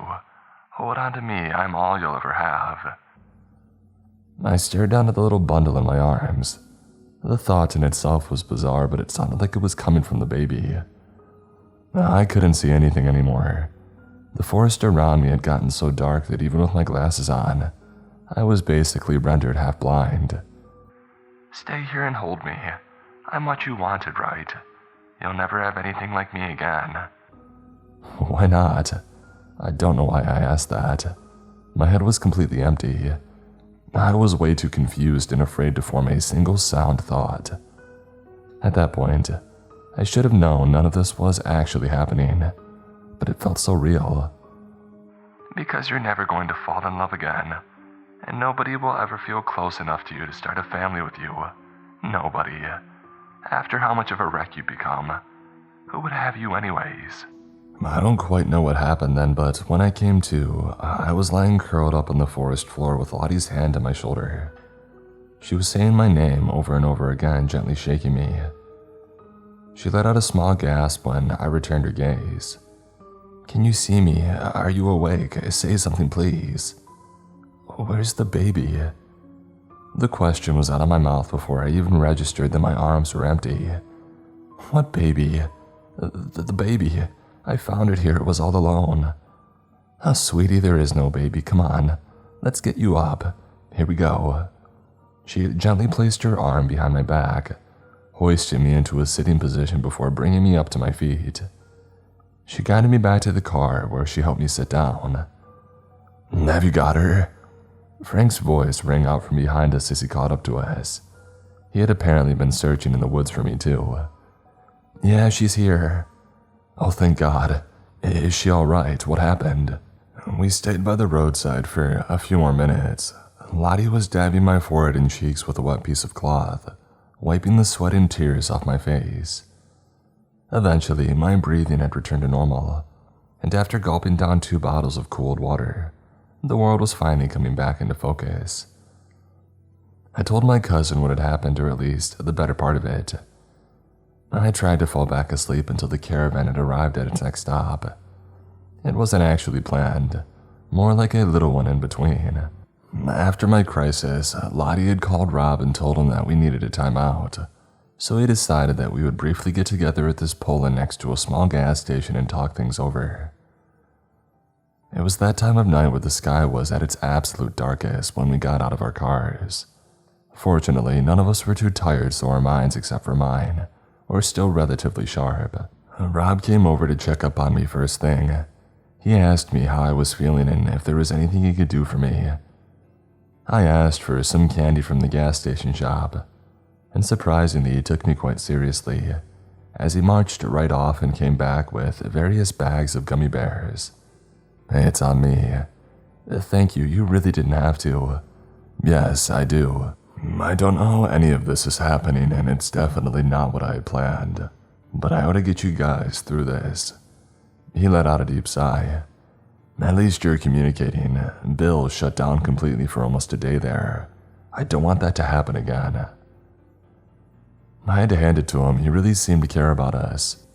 After our conversation, I sat down by myself on the ground next to Ruben's truck, eating gummy bears and staring at the sky while the others were talking about our shared problem. I felt too drained to be a part of the discussion.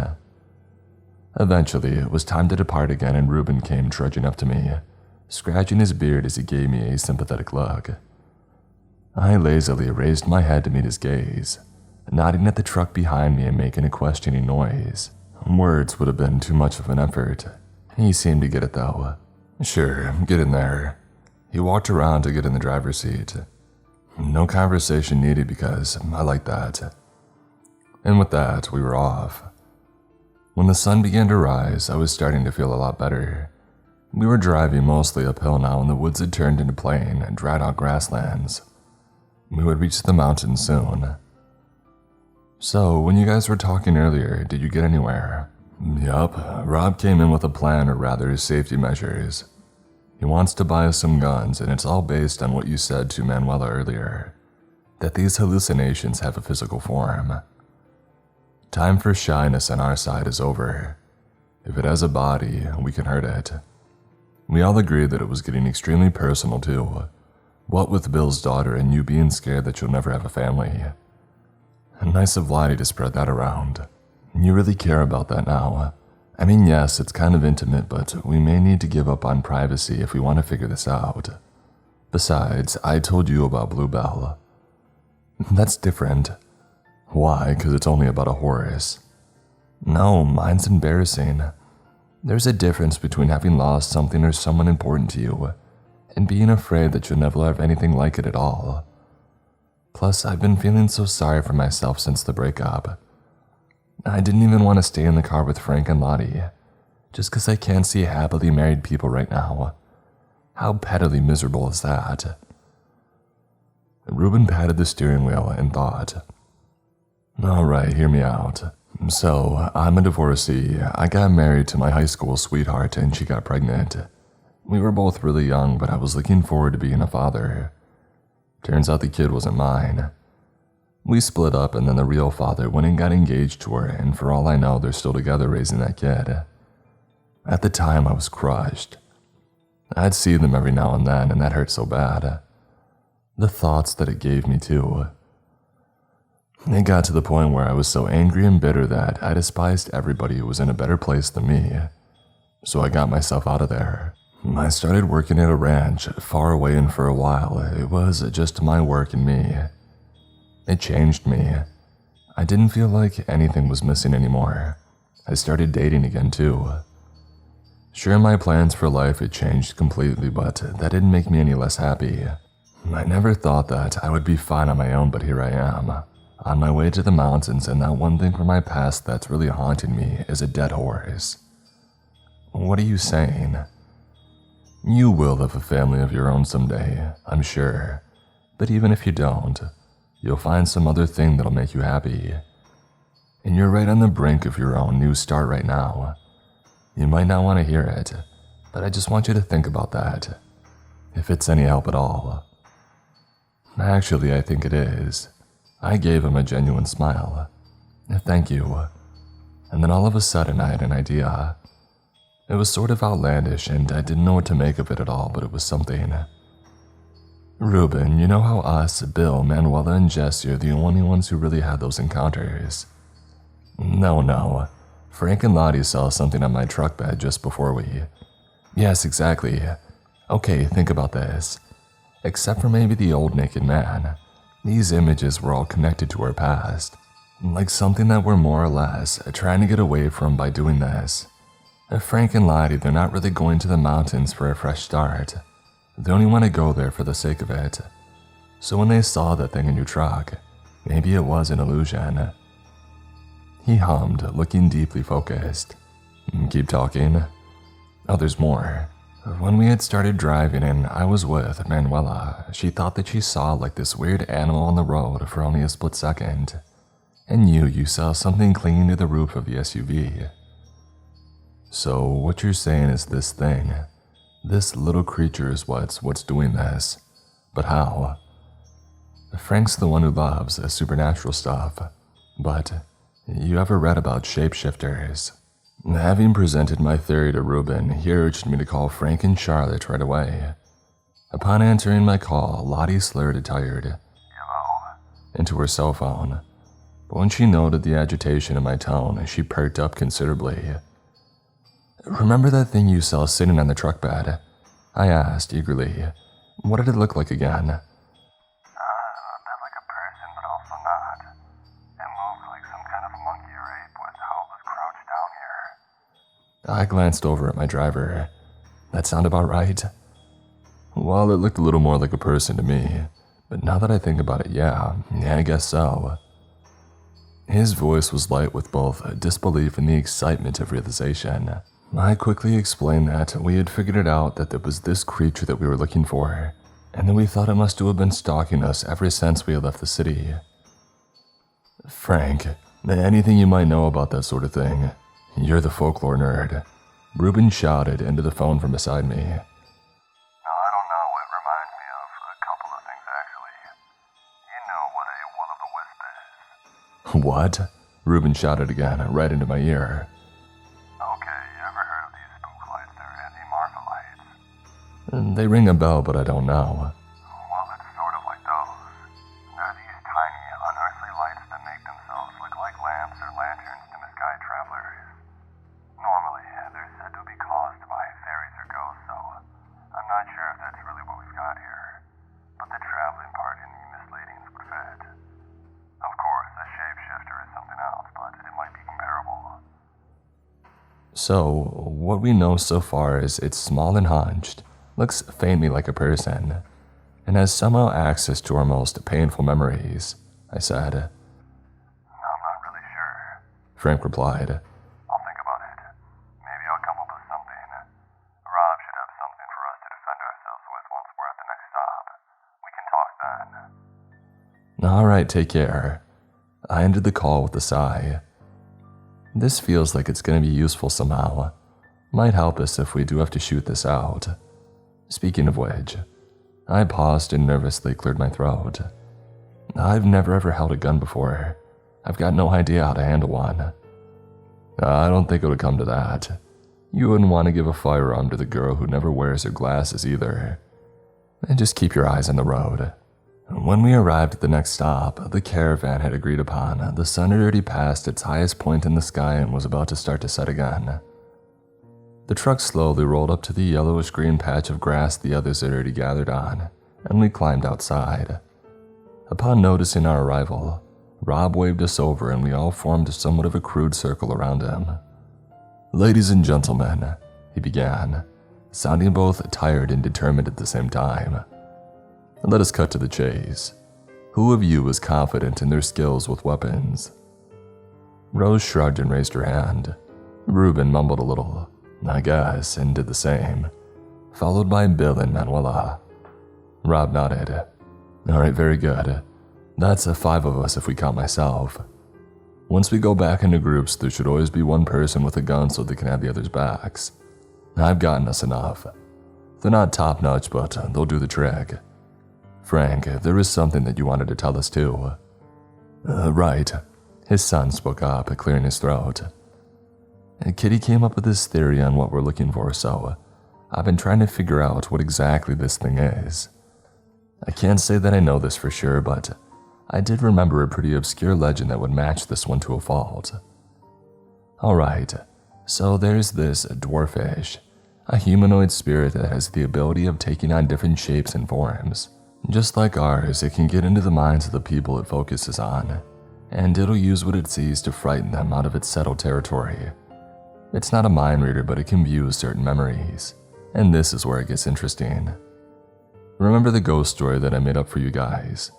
Of course, that was only me trying to be funny, but I might have been on the right track anyways. These creatures don't mark their haunts, but they do live in determinate spots and they're very defensive of them. Our land could really be the home of one of these things. I imagine that it spotted us at some point since Dad, Lottie, and I kept coming there to check out the place, and it must have attached itself to us, and it's probably been following us until it realized that we were getting ready to go there together, so then it decided to make its move. I've heard of this thing a couple of years ago and I forgot about it for a long time. A buddy of mine who's pretty crazy about folklore too told me. I don't think he had a name for it though. The problem is, the shapeshifter has already shown us some twisted stuff that's meant to make us uneasy, so it's probably only going to get worse from here. It'll try to keep us away from our land, and I'm sure it'll give it all that it's got. If we thought that the old naked guy was bad, we're not going to like what this thing might come up with once it grows desperate, and it most likely will once it realizes we're not going to stop. Frank ended his explanation with a somber nod. "So what's the plan exactly?" Bill asked. "Next time we see something creepy, we shoot at it?" Pretty much what I had in mind, yeah," Frank answered in a dry tone. "Maybe that won't work at first and maybe it won't kill it, but it's probably not going to like it either.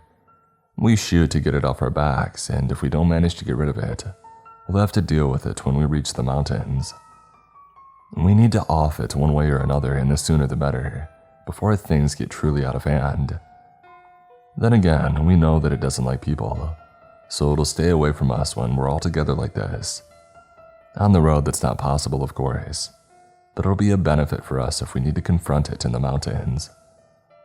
It's not going to grant us safe passage," Manuela said as she took the gun handed to her by Rob. "So basically, we keep driving and wait for it to attack again so we can defend ourselves." "Basically, yes. I know that it'll be nerve-wracking, but it's all that we can do." Manuela sighed resignedly. This will be a long night, won't it? Kitty, are you coming along with us? For the final part of the drive, I rode with Manuela and Jesse. Rob and Myrna stayed together and Rose joined Frank and Lottie, leaving Bill and Ruben as a reluctant team once again. I spent the remaining time washing my hair with shampoo and bottled water, which is not at all easy. At least it got dry in no time.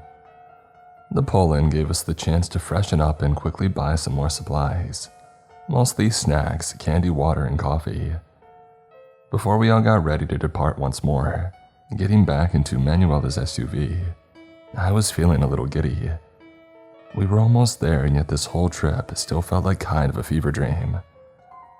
"Where'd you learn to shoot?" I asked Manuela. "Oh, my mother taught me. She did it for sport, only at targets. I was pretty good at it too. It's been some time, but I think I can handle it just fine. Only it'll feel different actually shooting at something, well, real." I allowed myself to smile. Her confidence was heartening. Jesse, however, remained visibly uncomfortable. "When we heard it, do you think it might try to do something to us too? I mean, it hasn't gotten violent yet, all things considered. I don't know if I want to see it go into a frenzy." Frank didn't say anything about that, did he? "I don't think it'll be able to do a lot of physical harm," I remarked. "If it could, it would simply do that instead of tormenting us mentally." "What if it just doesn't do that because it wants to get rid of us the peaceful way?" Manuela laughed bitterly. "This thing has been making a mockery of a man's dead daughter. Bill almost lost his mind when he saw it. If that's its idea of a peaceful way, I don't want to know what it thinks is outright war." "Why are you scared of hurting it?" I asked. "Oh, I don't know. Maybe we should really leave it alone. We're taking a huge risk here." "Perhaps, but this is our land now. It's my future and my new start. I'm not going to let some goblin between me and that." Manuela told him with a seriousness that left no room for doubt. "And neither should you. This is your shot at leaving the gross, smelly city, remember?" Jesse seemingly agreed, nodding as he drew himself up, nesting further into his seat. I looked over at him, mustering a reassuring smile, or at least what I was hoping to be one. "I'm creeped out too," I said quietly. "We'll see this through though, okay?" Jesse puffed out his chest a little, looking slightly more at ease. I thought of how he had been acting at the start of our trip. I missed that outgoing, spunky side of his. I never had an older brother, but with his teasing and joking around, Jesse had somehow made me feel what it might be like to have one. I hoped that he would return to his normal self soon. We drove on for hours and hours, but it didn't feel like much time was passing. Glancing over at Manuela, I watched her staring at the road ahead, a small serene smile playing on her lips. She had turned on the radio and was humming along with the music. Her gun was resting safely in the glove compartment. Suddenly, she perked up. "You guys, look up ahead."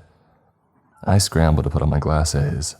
Both Jesse and I leaned forward as far as we could to gaze outside through the windshield. When I saw what Manuela had been pointing out, I let out a tiny odd, "Oh." There right before us, the road moved up steeply to climb a very large hill, and in the distance behind it, enormous mountainous peaks sat silhouetted against the dark sky. "Is that it?" I asked. "Are we almost there?" "I think so, but they're still far away," Manuela replied. "They seem so close though," I muttered. "Because they're huge," Jesse replied, stifling a chuckle. "Yeah, that may be it." That was the last thing I said before taking my glasses off again and contentedly settling back down to fall asleep. I woke up to the sound of tires screeching. I was shaken and tossed about in my seat as the SUV came to a very sudden halt. Jesse was pressed up against me, shaking me by the shoulder. Letting out a whimper to signal my conscious state, I brushed off his hand and began to grope about for my glasses, regretting having laid them aside. "What's going on?" I murmured groggily, finally finding them and placing them atop my nose. "Ruben's gone." He had to say no more than that to send me into a momentary state of shock. "What?" I breathed. "He had to stop because Ruben needed to pee. But Bill turned away, and the next thing that he knew, he had disappeared. I was suddenly extremely aware of a familiar heaviness pooling in the pit of my stomach. I stared at Jesse, mouth agape, listening as he explained. Bill called Rob first, right after it had happened, and then the rest of us. We all came back to where he had vanished as fast as we could, and we're here now. This is where they had stopped. I'm sorry, I should have really woken you up right away. He ran both hands through his hair, wiping the sweat off his forehead in the same motion. Come on, we need to get out. He didn't have to tell me twice. I hastily climbed out of the car, finding myself on a wide meadow with the edge of a forest nearby. The other members of the caravan had parked crisscross all over the grass, and they were staggering towards each other with worried looks on their faces. Jesse and I rushed to join them, Manuela right behind us. There wasn't much to be said, and even Rob kept things brief when he shouted his commands out to the lot of us. There's no time to lose. We looked for him in those woods. It's hardly been 10 minutes since he's been gone. He can't be that far. Bill, take Jesse along with you. The rest, stay in your groups. Lottie and I very curtly exchanged unnerved glances before we all scattered, heading for different parts of the woods. The bright morning sun made it easy for us to look around as we repeatedly shouted for Ruben. I yelled so loudly that my throat was already beginning to feel sore after only a couple minutes. Manuela and I made way deeper and deeper into the forest, growing increasingly desperate and disturbed with every moment that passed without us finding him. And then all of a sudden, there came a response from somewhere between the trees. Guys? Manuela and I both spun around to find Ruben step out from the thicket, brushing some dirt off of his pants. I let go of a deep, sharp breath. Where were you? Are you okay? I had to go number 2, okay? Sorry I didn't speak up when I heard you guys shouting. I had no idea that you were looking for me. I didn't exactly want you around for it. He gave us an awkward grin. I know we're all on edge right now, but I figured a fella could slip away for 15 minutes without everybody going into a panic. I stifled an angry growl. Dude, what the heck did you expect? We thought that thing dragged you off somewhere. Alright, I'm really sorry. He soothingly raised his hands. Thanks though for worrying. I just didn't think about it. It won't happen again. Manuela shook her head in suppressed fury. It better not, sir. Come on, let's go back. Rob isn't going to be happy, you know. What are you doing acting like a little kid? Well, we ought to put you on a leash now. She let out an exasperated sigh, brushing a stray strand of dark hair out of her face as she turned on her heel. Just as Ruben was about to follow her, I found myself reaching out to grab him by the wrist. I barely registered doing it until he turned to me with a questioning look on his face. Kitty, he asked. I didn't respond. I just held his gaze. Is something wrong? He tried again. You know better than this, I said. I know I really do again. I'm sorry. No, I interrupted him. You literally know better than this. Why wouldn't you just tell Bill before running off into the forest? He cleared his throat, tilting his head. Yeah, I should have. I tightened my grip on his lower arm. Manuela, I called out nervously. Yes, she replied in a low voice. I was unable to break Ruben's gaze, but I heard a small clicking noise, unmistakably coming from her gun. What the heck are you doing? Ruben hissed. I hope I'm right with this, because if not, it'll be very embarrassing later. But I really don't think that you're him, I replied. So where is he? Ruben opened and shut his mouth, shaking his head nervously. Girls, I don't know what to tell you. I'm really not. Found him. All three of us whirled around into the direction the cry had come from. Lottie and Frank were approaching us from our right, the latter supporting a half-conscious Ruben, sporting what would probably turn out to be a glorious shiner sooner rather than later. They stopped upon spotting the second version of him in our midst. There was no need for anyone to explain. They understood the moment they laid eyes upon the imposter. That same instant, I realized that the arm in my grip was slimming, like the flesh and bones were rapidly shrinking down to form a much thinner, shorter version of the limb. Before I could adjust my grip, the other Reuben had torn away from me, and within a mere split second, the rest of his body underwent a similar transformation. And before I knew it, a very short person was crouching on the ground before me. However, I could barely get a peek at it before it took off into the forest though, letting out a warped, ear-piercing shriek as it did. "It's getting away," Lottie cried out. Manuela thought differently. "Get him back to the others," she bellowed, already having started to run into the same direction as the creature. "Kitty, you're coming with me." And together we began chasing after the thing. We already couldn't see it anymore, but we had a rough idea on where it had gone. "You still have your gun, right?" I called over to her. "Yeah," she panted. "Can you see the thing?"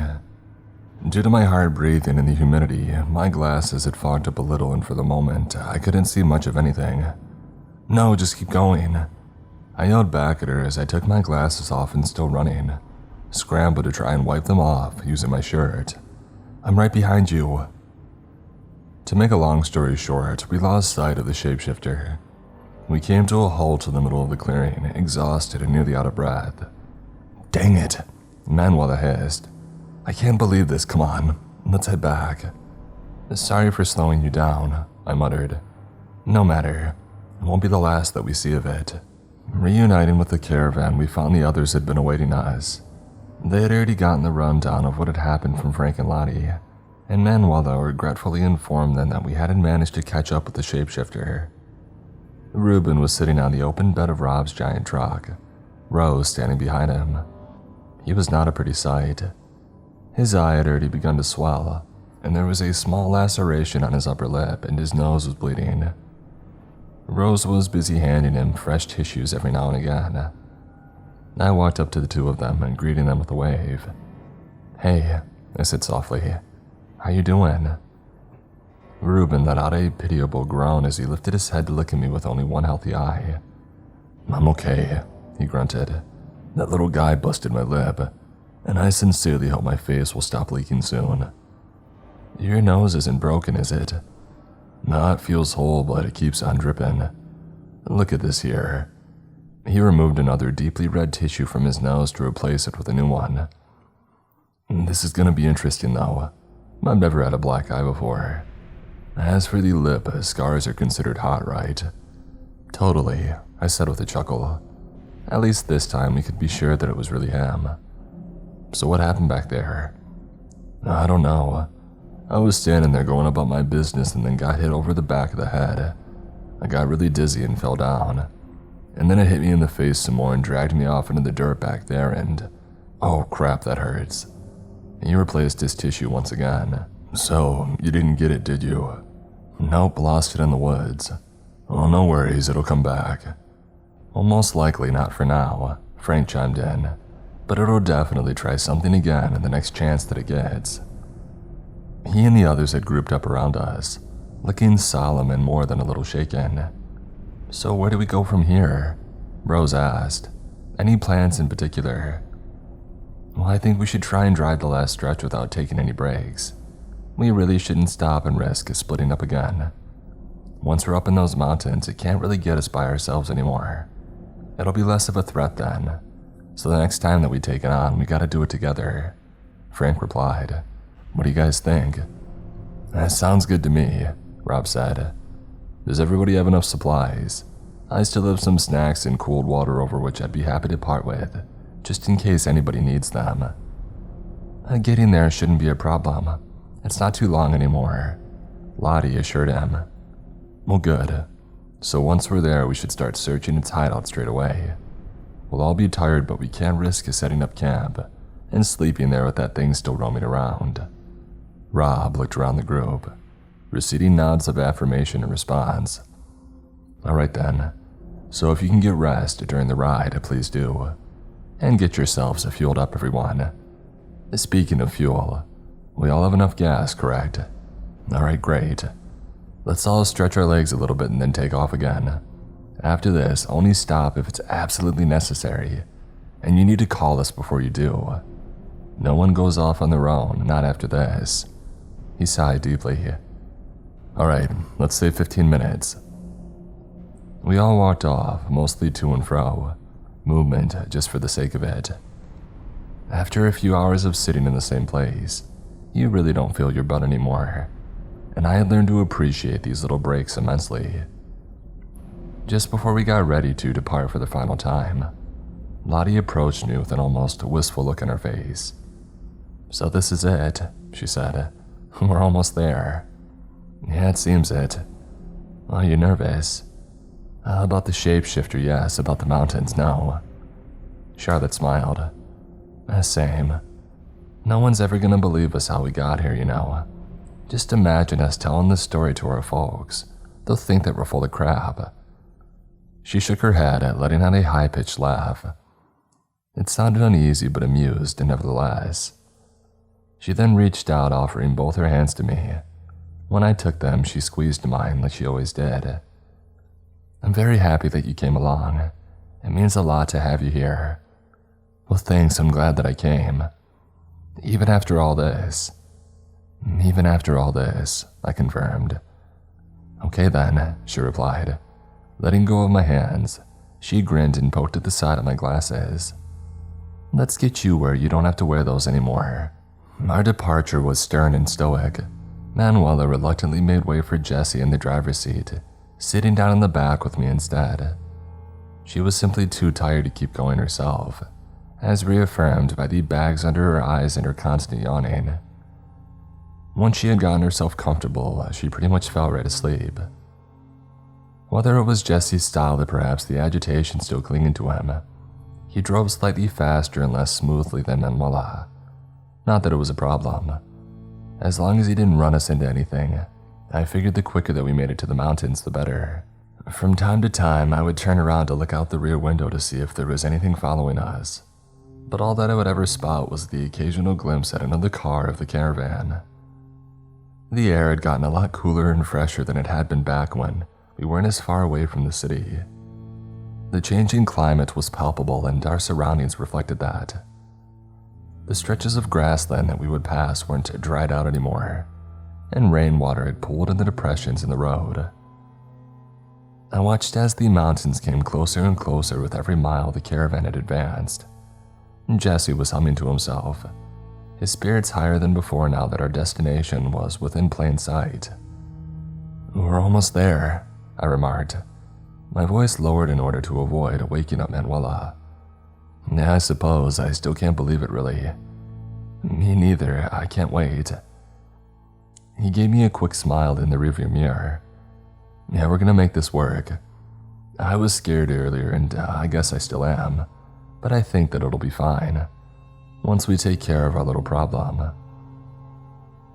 It was perfect timing. Just as those words had left his mouth, a gravelly, distorted howl came from somewhere behind us. My heart sank, but only for a moment. I looked over at Jesse to find that his face had hardened. There was a steely determination in his eyes, and he gave me a wire grin. "I guess it's on then." "Do not slow down. We've talked about this. Keep going, don't stop," I told Jesse, twisting around to look at the window. "Relax, I got this. Can you see it anywhere?" "No, but there's Bill and Ruben right behind us. They're speeding and they must have heard it too." "Well, stay calm. There's not much that it can do. It's only trying to creep us out." "Well, it's working," I muttered. "Yeah, I know. I hate that thing's voice," he shuddered. "We gotta keep driving either way.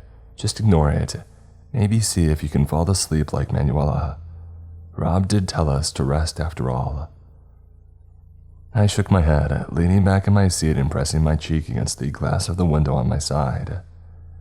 I wouldn't be able to get my eyes shut, not like this.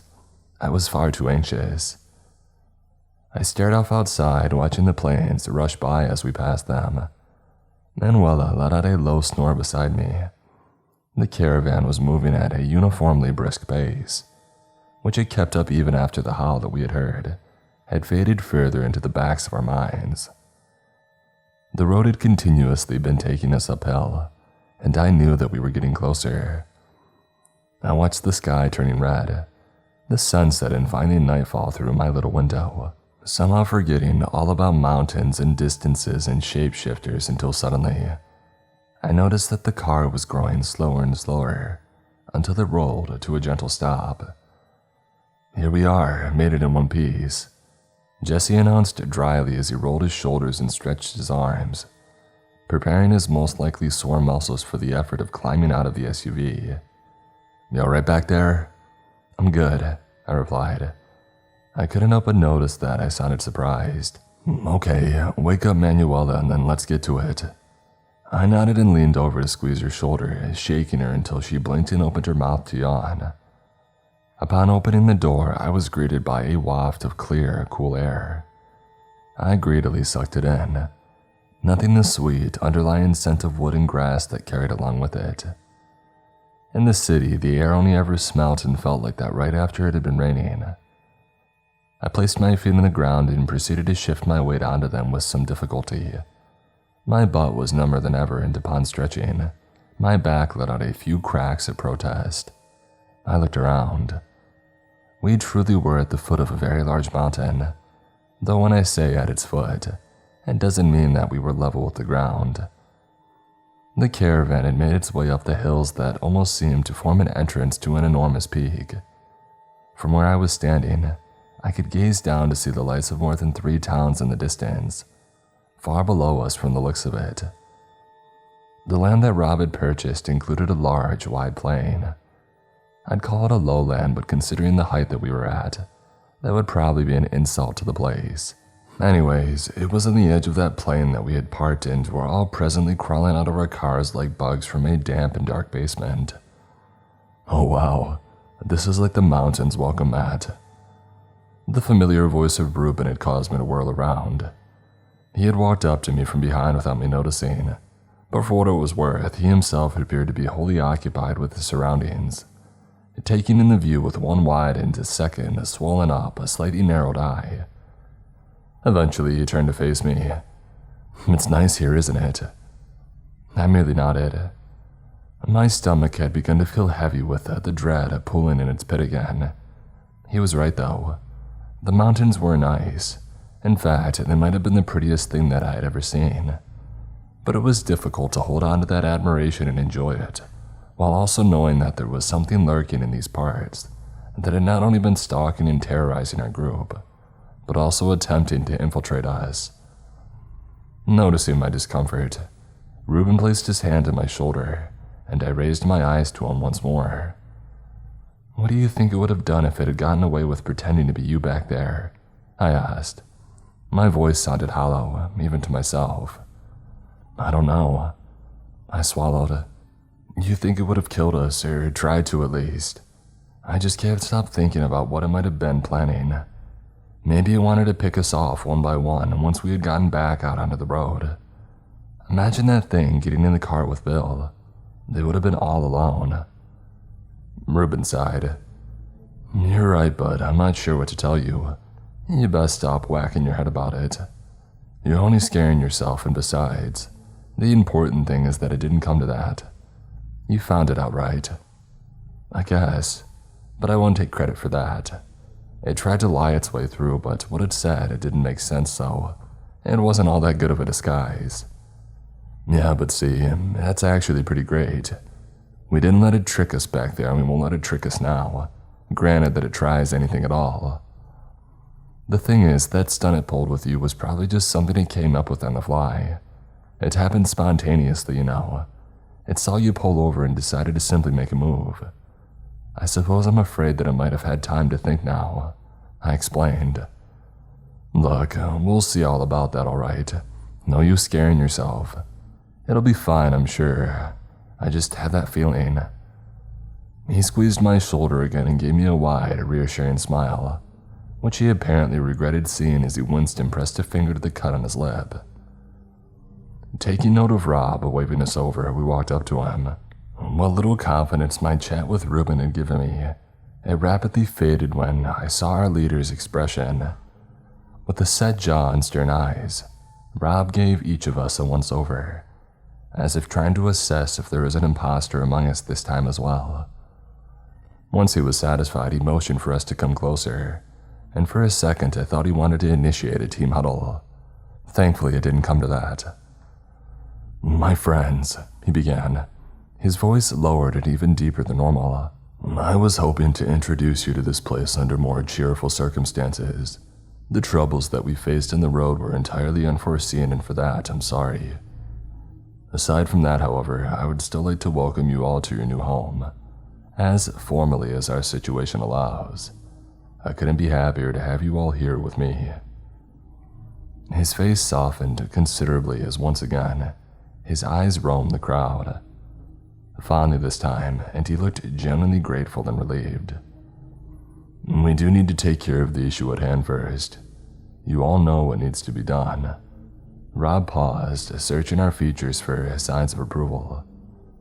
I nodded, and so did Jesse, and the others gave murmured words of agreement. Rob smiled mirthlessly before carrying on. "Thank you, I appreciate that. Now, I've thought about how to proceed, and I believe it would be best if we were to split up into 3 groups. 2 with 3 people and 1 with 4. That way, it will be too many for it to get bold and try to attack. We make sure there's a gun in every team, and then we go search the area. I don't know how far up into the mountains or how far down we might need to go, so I would like for 1 group to go down, another one to go up, and the 3rd one to look here. If anyone finds anything, let the rest know right away, and then we'll all go there." Once again, quiet mutters of agreement followed. I turned to look over at Ruben. "Can I come with you? You're good for my nerves." "Sure, I figured." He puffed out his chest, looking pleased with himself. "I was always good with Bluebell when she got skittish." "You realize he's saying that you remind him of a horse, right?" Bill chimed in. "So you're with us. I guess that's for the best. For you, it'll be twice the security. Not saying you need it, but well, from what I heard, you kinda do." There was a bit of a condescending tone to his voice. I hated agreeing with him, but he undeniably had a point. I'm good at a lot of things, but wandering around in the dark isn't one of them, even with my glasses on. I was sort of night blind, so if there'd be something small and fast coming at me, I most likely wouldn't see it until it would be too late. I sighed, nodding. "Yeah, I guess it'll be better." "Okay then, let's do this. Let's go." "Rob, we'll be searching the plane, all right?" Bill shouted out, and Rob gave him an acknowledging wave. He then went to grab a large, heavy-duty flashlight from one of his bags in Ruben's truck, which he handed to me upon his return. "You want to light the way?" I fumbled around for the switch on the torch, and upon turning it on, it cast a bright beam of light that cut sharply through the darkness ahead. "Ready," I muttered. "So, where would a thing like that hide?" Ruben asked. "Well, if I had to guess, I'd say a cave or a burrow, something like a rabbit hole. I know our shapeshifter isn't an animal, but it's reclusive, so it's gonna want to stay somewhere that no one goes," I thought aloud. "We should start looking over there at the edge of the plain, where it kind of breaks off and meets with the mountain. If there's caves here, I think they'd be there. Afterwards, we can still look for any holes that it might have dug." I pointed the flashlight at the spot that I had described. "All right, good thinking," Bill said. "But no one talks from now on. It might be home. It'll hear us coming either way, but we should still keep it down." And with that, we headed for the far side of the plain. It was about a 10-minute walk until we were standing in front of the mountain and gazing up at it. It almost seemed to melt into the night sky. I let the beam of light travel the rough, rocky wall as we began walking alongside it. I stayed between the 2 men, always a little behind them.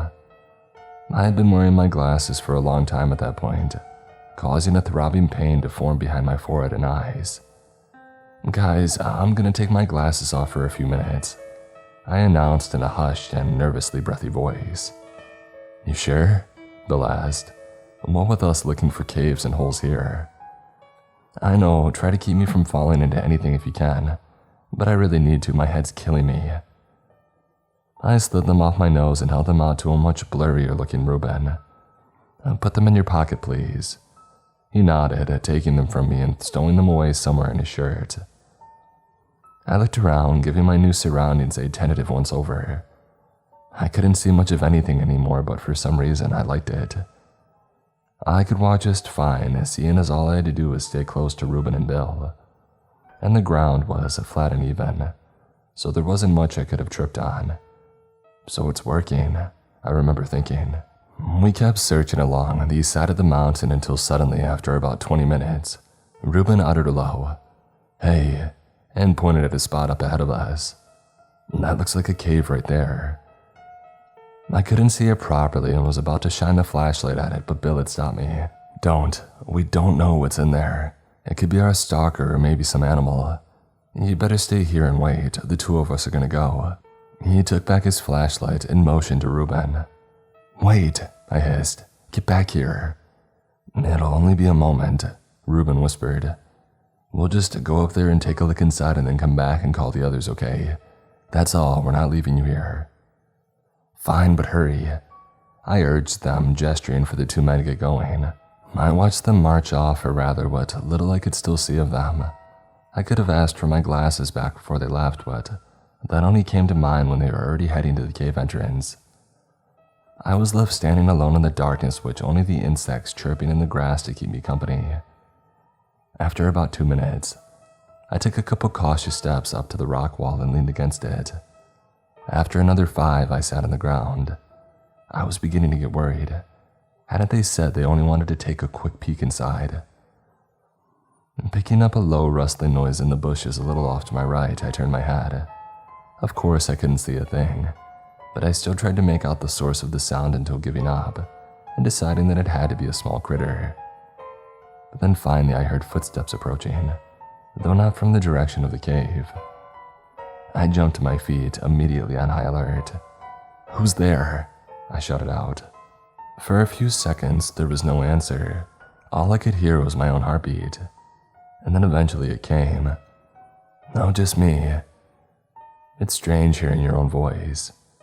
I've always thought that it was intriguing to hear what I sound like to others, so whenever I send people audio messages, I play them back for myself to listen to. That's how I know my own voice. If it weren't for that, I'm not sure if I would have recognized it right away, but I did and froze on the spot. My mind raced, but I knew what was going on. There was only one way that this was happening after all. My thoughts were confirmed when a person appeared right in front of me. A woman, blurry like everything else, but recognizable nonetheless. Her dark red sweater, her black leggings, and those flashy white sneakers. They were just like mine. I even briefly glanced down at myself to check. This was a weird situation.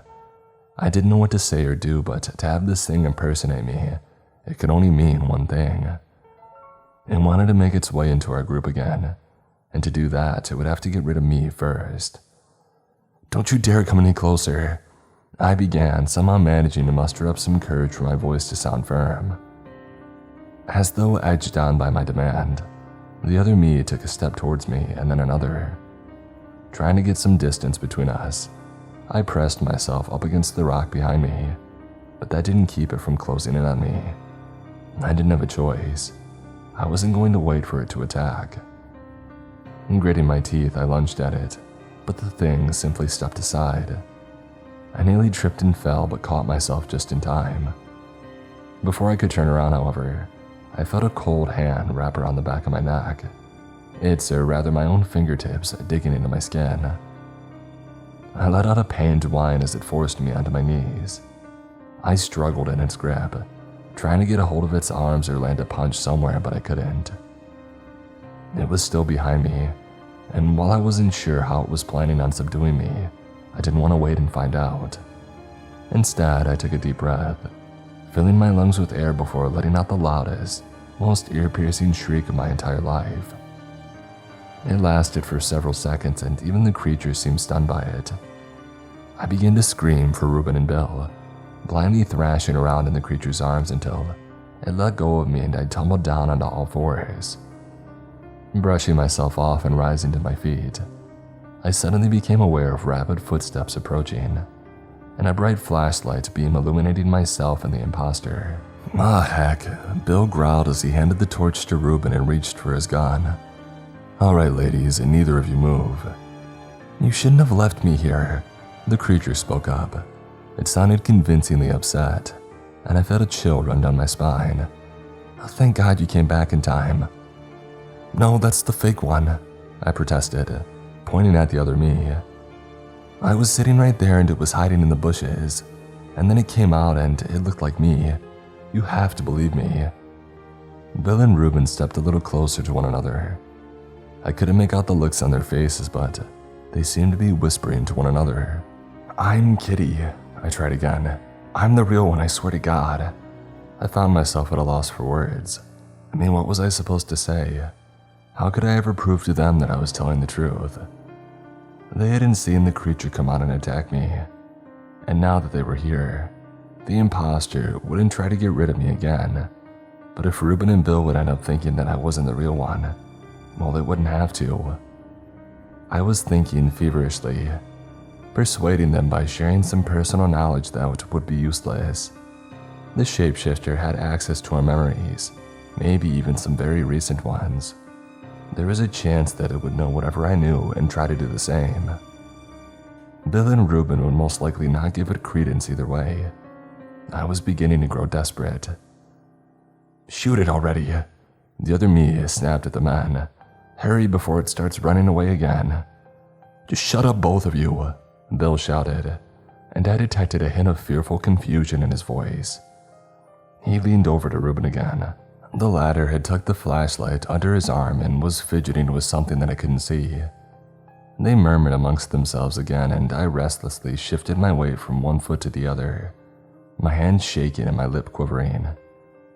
Meanwhile, the imposter stood unmoved, cold and confident, keeping up a facade of seething anger. "Hurry," she urged them. "Please." "Yeah, okay," Ruben replied, sounding resigned. He took a few steps towards us, and at the first, I felt a spark of hope, until he took a sharp turn towards me, grabbed my arm and twisted it behind my back. I let out a high-pitched whimper. "Please don't," I uttered, my voice shaking. "It's me, it's really me." I felt hot tears start to roll down my face. This was it. He didn't believe me, he would shoot me. Ruben would actually shoot me. And then suddenly, I felt his breath on the side of my face. "Relax. I know," he whispered. Puzzled, I tried to turn to look at him, but even though he was close, I couldn't make out his expression through the veil of my tears. And then I heard the gunshot, followed by that ungodly ear-piercing howl. Ruben let go of me in an instant, and I spun around to find Bill, standing over the figure that seemed to bend and shrink, its bones cracking audibly as it writhed on the ground. He shouted it again and then again and again, and the creature's spasms grew stronger and more agonized. It wasn't trying to flee. It seemed to be unable to. It was still alive though, way too alive. "Try the head," Ruben bellowed, drawing his own gun and opening fire. Finally, the thing's twitches died down and both men lowered their weapons. "Is it dead?" I breathed, staggering forward to grab onto Ruben's arm. He took in a sharp breath. "I don't know," he said quietly. "It might be faking it. Bill, could you take its pulse or something?" "Not sure if a thing like that's even supposed to have a pulse. I've got an idea though, Ruben. Kitty, pick it up. We'll take it back to the others." He tucked his gun away and fumbled for his phone. I heard him talk with someone else from the caravan, presumably Rob, as Ruben and I cautiously approached the unmoving creature. I thought that I could hear him mention the words fire and big, but my main concern at the time was a different one. Ruben and I contemplated how to carry the shapeshifter and agreed that we would each take 2 of its limbs so in case it would come back to life, we would have it under control. Before we actually did that though, he gave me back my glasses. It was one of those rare occasions on which I was glad to reunite with them. It was also the first time that I got a proper look at the creature. Even today I find it nearly indescribable, but I suppose it mostly resembled a fusion between a monkey and a very small human, but with a very crooked spine, long spindly fingers, and remarkably small black chips for teeth, which protruded from its mouth. It didn't seem to have lips as its gums were exposed, and appeared to meld right into its face. It was partially covered in patches of short, wiry fur, and its skin was mangy and scabby. It was about the size of a dog and standing up. Its head would have most likely reached up to my thighs. As a whole, it wasn't an utterly repulsive sight, but much less frightening now that I had had the opportunity to really examine it. Ruben seemed to have the same thought as he grabbed it by both wrists and lifted it up, me doing the same with its ankles. "Now that I've seen it, it's not that scary anymore for some reason," he remarked. "Maybe that's just because it's so still. And maybe..." We made our way back to the center of the plane in silence and dropped the creature on the ground a few feet away from the cars. "How'd you know that it was me, by the way?" I asked, gently poking the shapeshifter's side with the tip of my shoe. Ruben laughed awkwardly. "I took a pretty risky guess, but it was because you kept squinting at us. There were 2 kitties and only one could actually see us, and it absolutely wasn't you." I was astounded. Who knew being nearsighted would one day indirectly save my skin? I had barely finished that thought when I felt 2 arms wrap themselves around me from behind. "Oh, thank God you're okay," Lottie cried out, spinning me around and cupping my face with her hands. "Bill told us everything over the phone. We came right away." Nodding over at her husband, who was carrying a whole bunch of twigs and branches, she added, "We found kindling too. It should burn nicely." "Bill wants to burn that thing?" "Yeah, it's a great idea. If you ask me, I'll only rest assured it's dead once there's nothing left of it." And I wholeheartedly agreed. Lottie went to help Frank start the fire and I walked over to Bill. "Hey, you okay?" I inquired. "Yeah, why wouldn't I be?" "Well, you went a little overboard with the shooting back there and now the fire. Not that there's anything wrong with that. I was just thinking that you might be upset." Bill shrugged. For a few seconds he said nothing, and when he spoke again his voice sounded a bit choked up. "I shouldn't have dragged my little girl into this." I figured it would be best to leave him alone. I waited for the others to light the fire, and once they had done so, it wasn't long until the flames were burning up high. It was just large enough to throw on the shapeshifter, and Jesse got to do the honors. He grabbed the thing and with a grossed out look on his face, hurled it into the blazing heat. We watched it burn together, all of us standing around the fire staring into it, with a mix of disbelief and satisfaction on our faces. After a couple of hours we had put it out, and when we did, there wasn't much left of the shapeshifter. "So that's it," Manuela said to me. She had been standing by my side in silence, looking tired and relieved. "We're home for real now." And she was right. Our life in the mountains had been off to a rocky start, but once we all knew the creature that had inhabited them wasn't a threat anymore, it was like a huge weight had been lifted off of our shoulders. We set up our tents on a cheerful note and went to sleep knowing that we had arrived, and it was a wonderful feeling. It's been a year since all this took place, so a lot has changed since then. We don't sleep in tents anymore. There's a house on the plain in the mountains now, a very big house which belongs to all of us. It took around 8 months to build, with everyone helping and Rob hiring workers to come up here for the more difficult parts of the job. It's not like we spent those 8 months entirely in our tents. Rob owns a hotel in the town over, so we would have rooms there too. Now that the house has been finished for a while, we're basically living door to door in adjacent rooms, which sounds annoying but is actually pretty fun. Currently, the others are working on a sheep barn and stables for horses. Bill, Frank, Rob, Ruben, Jesse, and Lottie do most of the work on the buildings here, and the rest of us have already taken on work in the aforementioned town. I cook at Rob's hotel these days, and it's a lovely place, really fancy, and the pay is amazing, and my coworkers are great. They jokingly call us the Mountain Men, and it's become a running gag with us. Manuela has been selling her paintings again. She mostly works with watercolors, and her stuff looks pretty great. I'm not the only one who thinks that, seeing as she's getting into galleries all the time. She says that it isn't a big deal, but I think it is. Myrna works in a boutique, and Rose keeps herself busy with the odd part-time job until Credence Ridge will be ready to harbor sheep. That's what we called our home on the plain, by the way, Credence Ridge. I don't know for sure, but I think it was Lottie who came up with it. She's always been good at naming things. I got a call from Nico about a month ago. It came out of nowhere and he asked if I would like to meet up for coffee. I politely declined because, for one, getting there and back would take me over a week, and also because I really didn't want to.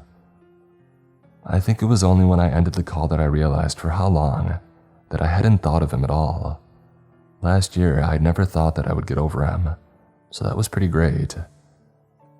As for my glasses, I don't even know where they are right now. I wear contacts in the kitchen, but I take them out as soon as I get home. My room at Credence Ridge is big and bright, with all the furniture pushed up against the wall, so I don't have to worry about tripping over anything. And thanks to Rob, it's the same with the other open rooms in the house, so I don't have to see it all that well to get around. I spend most of my spare time hanging out with Lottie and the others outside. We can't get enough of the mountain air. On some days, it smells so sweet and fresh that it's almost heady. Even after a year, Jesse's still raving about how amazing it is up here. He's always been the one to show the most enthusiasm, but we all feel that way. A year ago, I would have never guessed that coming here would be such a good decision, but it really was. Maybe even the best one I've ever made.